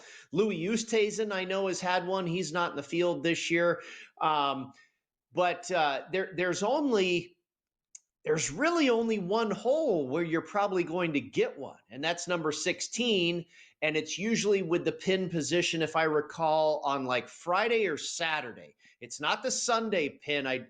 Maybe it's the Sunday pin. You guys might, Cam, do you remember? Is it the Sunday pin? It is. That they when they bring it around all the way to the bottom, and it's on a magnet and it comes down. Because I remember Bo Van Pelt had a hole there's always a random guy that's at the bottom. BVP. Yeah, I used that was plus 1,000 that name was going to come up tonight. Yeah, BVP for a hole in one back then would be 400-1. Yeah.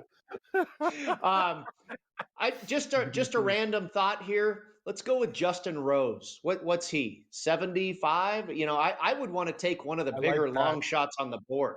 But Justin Rose has been here and done that. He's literally, I think this is his 21st Masters. So there's not, and the other thing about 16, it's a new green. Hurricane Helene destroyed a lot of trees and stuff like that. It's a brand new green on 16, so you might not get quite the contour and the roll that you normally had. The reports I have from the players and people on the course and everything is there's no difference. But, you would think there'd be a little bit of difference. And I don't know if that's going to throw anything off or whatever. But I would want a guy that's been there a lot, and Justin Rose is certainly one of those guys. Quickly, Brady, when I covered the Masters once, Justin Rose was there. It was the year that Immelman won. I had Snedeker at 250, finished third. Gabe, do you know Justin Rose has been the first-round leader 4 times? It's one of my favorite. Yeah, God, is it 4 times? I thought it was only a couple times. Oh, it's an automatic bet. 70 to 1, Renzi, first-round leader, Justin Rose. And I each weighed him top 6, too. He's always there. Good tip for live betting, too.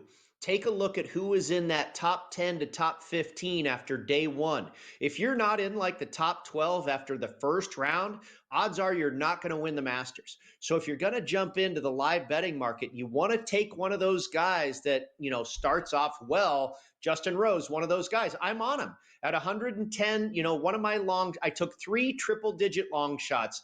Justin Rose, Sergio Garcia, and Patrick Reed.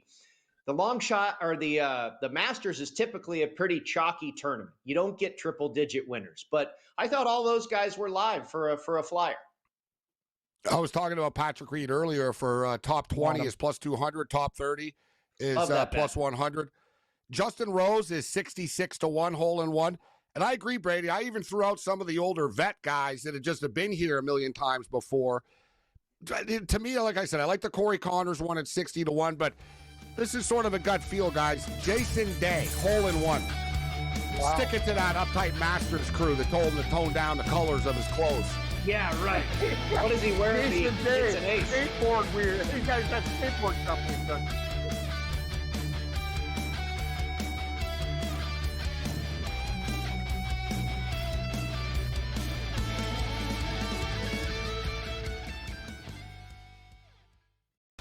Okay, what tools can you use to measure those things a bit?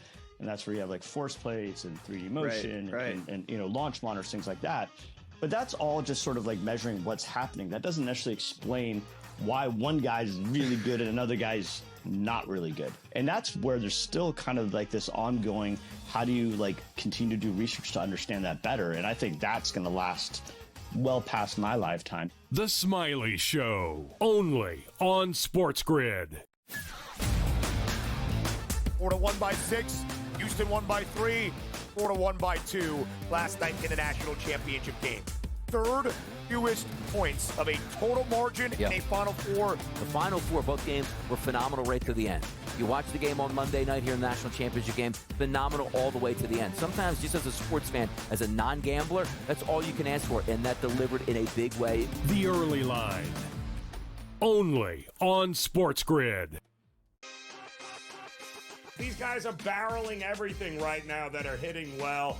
Pitching is usually ahead of hitting this time of year, but torpedo bats is what we're reading about, Tom, and I think it's hilarious. Will the pitching be out in front, or are the bats actually this strong? So it's going to develop over the course of weeks. And again, if all teams have the ability to do so, be creative with it and get out there and use it. Game time decisions, only on SportsGrid. I'm still optimistic eventually this will happen and they'll get it together. I mean, if Florida can get their act together, Sam, with the tribes, I believe that California can too. It would bring a lot of money to the tribes, which is also something they really care about. It's an $8 billion market. Conservatively, it could be even more when it legalizes. The sports books would be sharing revenue with the tribes, essentially doing all their operations and forking over a percentage directly to the tribes. Newswire, only on SportsGrid.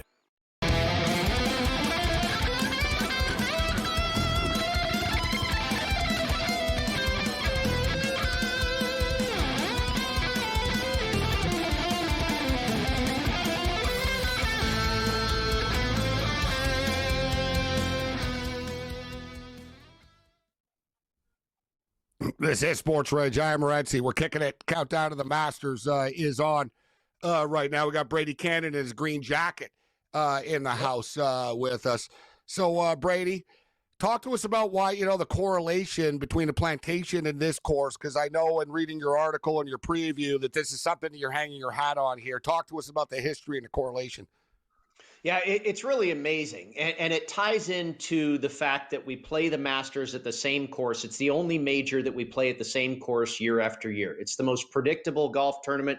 The history here is incredibly sticky. The guys that play well here tend to play well here year after year after year.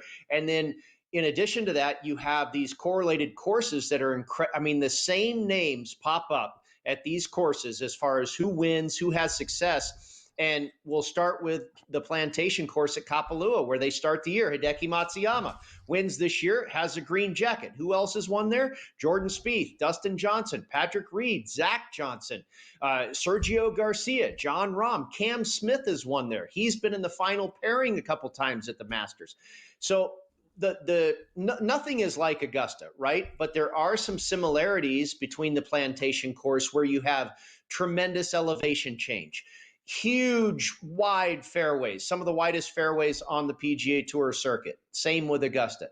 Big greens, big putting surfaces. So those are three things that the two courses have in common, and they, for some reason, tend to generate very similar faces. The Kapalua, the Century, they play in January. They've played it 27 times.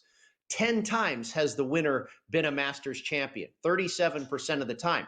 Riviera is another one. That's probably the most well-known correlated course to Augusta. Riviera, where they play the LA Open, the Genesis Invitational. Fred Couples, Adam Scott, Mike Weir, Bubba Watson, Dustin Johnson, Phil Mickelson, Nick Faldo, Craig Stadler. I mean, it's 47%. You go to the last 30 years, like 1992, when Couples won the LA Open for the first time, 47% of the winners in the last 30 plus years also have a green jacket.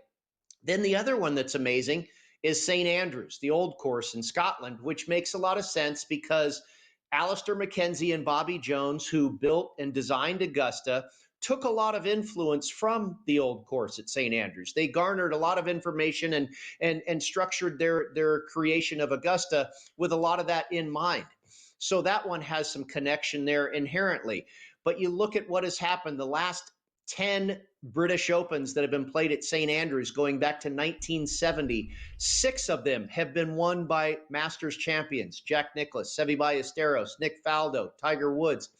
A couple of the other times that they played at the old course at St. Andrews, Louis Oosthuizen, Cam Smith, those guys have both been runner-up at the Masters. The connections are really astonishing. And yes, I do hang my hat on that part of the handicap quite a bit because Gabe, you know, if you play golf, you drive a race car, whatever, if that particular venue suits your eye, fits your game, and you have a comfort level there, I think that breeds success time and time again. So if these other courses feel good to you and Augusta is kind of that gives you that same sight line and what have you, I think it's real. It's not just random, in my opinion. Hearing golf bettors talk about this Masters, the name Rory or Scheffler never comes up, right? But I wanted to ask about Rory because everyone's looking for the number, and we've talked about this. You know, professional golf bettors are automatically turned off by any low number like Rory is getting right now. But what's your take on Rory coming into this, Brady? What kind of percentage of chance do you give him of winning this weekend? Because you know, that's the story. That's what everybody wants to see. And that's what, that's what CBS would like to see, or at least him in contention on Sunday, especially against Scheffler. But, Rory, this is the story. This is, the Grand Slam is on the line. What do you think the chances of him getting it are, Brady? I don't think they're as short as 6-1. I would say his chances are more like 10-1, maybe 9-1. Even though he has a very good chance, there's nobody playing better golf in the world right now. I still don't think you're getting a great value with his price, and it's understandable. What we've seen him do as of late. We always go through this on the show here for every other golf tournament, the numbers from BetMGM. Earlier in the week, it wasn't quite this way. He was the leader in 2 out of 3 categories. I got another update earlier this evening. He is now the leader in all 3 categories. Number 1 at BetMGM in ticket count. Number 1 at BetMGM in handle. Number 1, he is their biggest liability. And Scheffler's, I believe, number 2 in every category. Scheffler kind of has more going against him than Rory. The defending champ typically doesn't even finish top 10. We saw John Rahm defend his title last year, finish 44th. There's so much commitment and so much that you bring to the table when you return as the defending champ. You host the champions dinner, the TV interviews. The spotlight is not greater on anybody else than you, except for also maybe Rory. So these are the two guys that are, coming in with so much expectation. Rory probably more so than he's ever had in his career. He always has it because we're like, okay, is he going to finish off the Grand Slam? Now he's won for a couple times coming in. So I think the pressure on those two guys is immense. And yeah, that's why I'm swerving him for the most part. Brady Cannon in the house with us. How about Shane Lowry, guys? Pretty good numbers for Shane Lowry in the 45-1 range. Cam, you were talking about Shane Lowry for a hole-in-one, taking a shot with him, but looking to potentially win this because I like the Rory story. I think he's going to be in the mix, but Lowry at 45-1 does sort of jump off the screen at me. It's a good number, Gabe. I like him a lot. Yeah, I do too. And as Brady will tell you, one guy wins this tournament. I'm getting Lowry at plus 250 for a top 10, like you're something, you know what I mean? That's the whole thing. I think he's there in the top 20 market. You can probably get him like plus 105 or even. Gabe, he'll be there. Lowry's ball striking is impeccable. Brady talked about Open Championship winners. Lowry has won. He's a very, very dangerous player this week, and his odds are good. Well, it seems to check all the boxes that you were just talking about. He does. He's coming in. He played tremendous in Florida. He is a hot player right now, has a runner-up at Pebble Beach. I was trying to decide between him and John Rahm. Ultimately, I went with Rahm. The forgotten Rahm.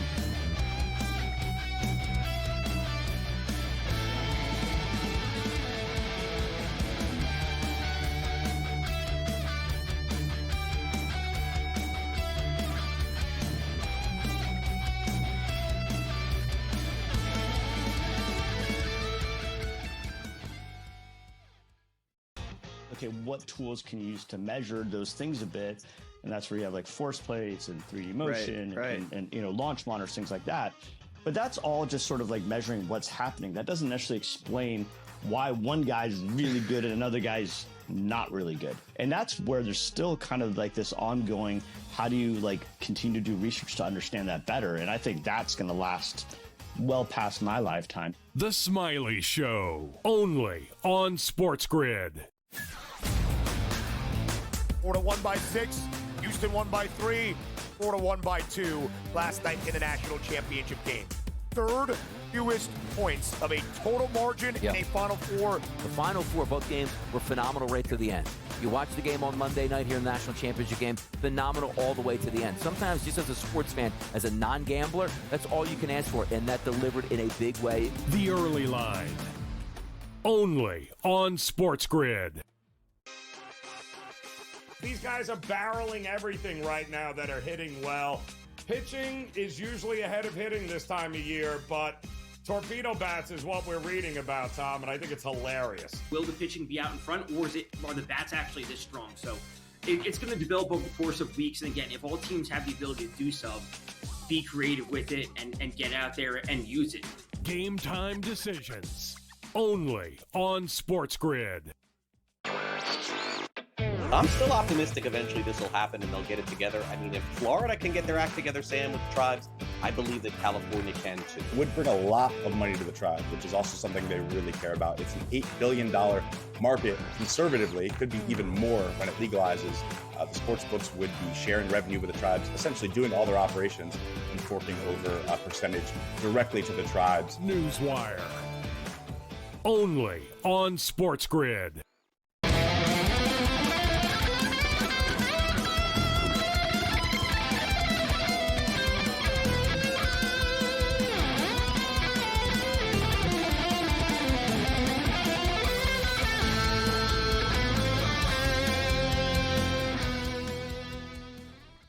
All right, let's do this. Let's get down to the best bets for the 2025 Masters. Brady, what are you looking at? What do you got for us? outrights, and that's a stupid amount of bets to make. But I want to, throw a little caveat in here. I really made 6 main bets in the outright market. The other 3 that I have are just funny money, long shots. We talked about long shots don't really tend to win the Masters. My 3 long shots, all at triple-digit odds: Justin Rose, Patrick Reed, and Sergio Garcia. I also played each of them for a top 20 finish, which in my mind is much more realistic. They're all playing very, very well right now. Now, the other 6 main bets that I have, I mentioned John Rahm before we went to break. I was trying to find, I ended up with the 5 guys originally, and I was trying to find one more. I was almost Lowry, but I ended up with Rahm. Went with Rahm at 16. I've got Morikawa. I got him back in January at 22. I don't mind 16. I got Hideki back in January at 25. He's now up to 30 or 35. I think he's got a real shot this week. Tommy Fleetwood, I got at 50. He's now down to 35 or 40, which I think 40 is still a good number on Tommy. He's doing everything extremely well right now. And then 2 more guys, Russell Henley at 60 to 1, and then Brooks Koepka at 35. Henley's been playing great. Koepka's got a recent runner-up. Those are my main 6 on the card. And then, like I say, a couple long shots as well. Cam, what do you got for us? Let's roll, Gabe. I got Bryson DeChambeau at 20 to 1. I also, it's not Scotty Scheffler when I send it to the guys. It's Xander Schauffele at 24 to 1. If I got Scheffler at 24 to 1, I'm going to an ATM right now, and I'll say, see you guys later on. Robert McIntyre at 50. Will Zalatoris at 55. He probably still wouldn't win, Cam, and a book would make like $22 million. 24 to 1 from a guy that's 5, though, I'd have to do it just out of principle, Gabe. But here's the deal. Me and Brady and you were on a lot of the same guys for the top 10s. Here's the deal. Russell Henley's playing so well, but we're going to go with Colin Morikawa, top 10, plus 130, and Shane Lowry, plus 250. Top 20s here, we got Henley at plus 125. Corey Connors, the Canadian, plus 135. Sepp Straka, very popular pick. I'll take him for a top 20 at plus 140. And Kevin Yu, top 40, plus 110. First round leaders. Ooh, nice this is pick my there. favorite market. Thank you. Yeah, that's what the computer nerds told me, Brady. I'm riding them on that one. First round leaders, Bryson DeChambeau, 24. Spieth, 40 out of the gate. Ashke Bhatia, left-hander's paradise. Keegan Bradley, 60. Justin Rose has been first leader 4 times. That's my favorite one. Let's do it, Rosie. Also, and I love Charles Schwartzel, former winner. 110 to 1 for a first-round leader. This guy's got a green jacket. Now we're going top regions. Connors, Gabe, we're on him. Plus 110, top Canadian. Top South African, we got Schwartzel at plus 130. Top Nordic, Aberg, plus 105. Top lefty, Robert McIntyre. Top senior, I'm going with Ozempic and Phil at minus 150. Let's party. Go Masters. Thank you, friends. Let me ask you guys about some matchups. And this is one, I'll ask you first, Brady. I'm looking at the matchups here. Patrick Reed versus Sahith Theegala. Reed is minus 138, draws plus 116, plus 110. Reed sort of catches my eye here. I do like him as well coming into this. Yeah. What do you think about this head-to-head matchup against Sahith? Little expensive. Maybe it's closer to 130, but Reed is the favorite, and I would go that direction for sure. Is there any other head-to-head matchups that you like? Yeah, I took Denny McCarthy at minus 135 over Sam Burns. Burns has not been in good form. I was trying to find a way to fade Sam Burns, and McCarthy's been pretty good as of late. I took Jordan Spieth over Victor Hovland as a dog. Spieth at even money over Hovland. And then John Rahm at minus 125 over Bryson DeChambeau. I think DeChambeau, I hate to tell you, Cam, DeChambeau, 9 out of his last 10 rounds have been over par. Now, I'll root for you to cash that first-round leader, but I don't know if this guy's going to – he did the same thing last year, first-round leader, and then kind of fell apart over the course of the weekend. Thing is, the only reason I took him is because he's progressively getting better, but you're right, Brady. But I love Xander Schauffele. I think he's being disrespected. I don't care about the – this guy great can value win the there. Masters. It's a very good price. Gabe, I got 2 for you. Schauffele over Hideki. I know, Brady, you like Hideki. It's minus 115. And I love Zalatoris over Minwoo Lee at plus 105. That's going to be a great match right there, I have a feeling. Yeah. What do you think of this matchup? Corey Connors is minus 138. Sergio Garcia plus 115. Ooh, I'd probably want a little piece of Sergio there. That's an interesting one. Corey seems to be pretty heavily priced here, doesn't he? Yeah, I think definitely Connors is, but I'd probably make him closer to 125 or so. 138, that seems expensive. high. Here's another quick one. We got about 10 seconds. Victor Hovland's minus 138 against Cameron Smith. Smith. I like Smith. Smith is a dog, huh? Yeah. Smith is a dog. Great stuff. Great. Keep it locked here on the grid for all your Masters coverage. Other night, you're on your own later.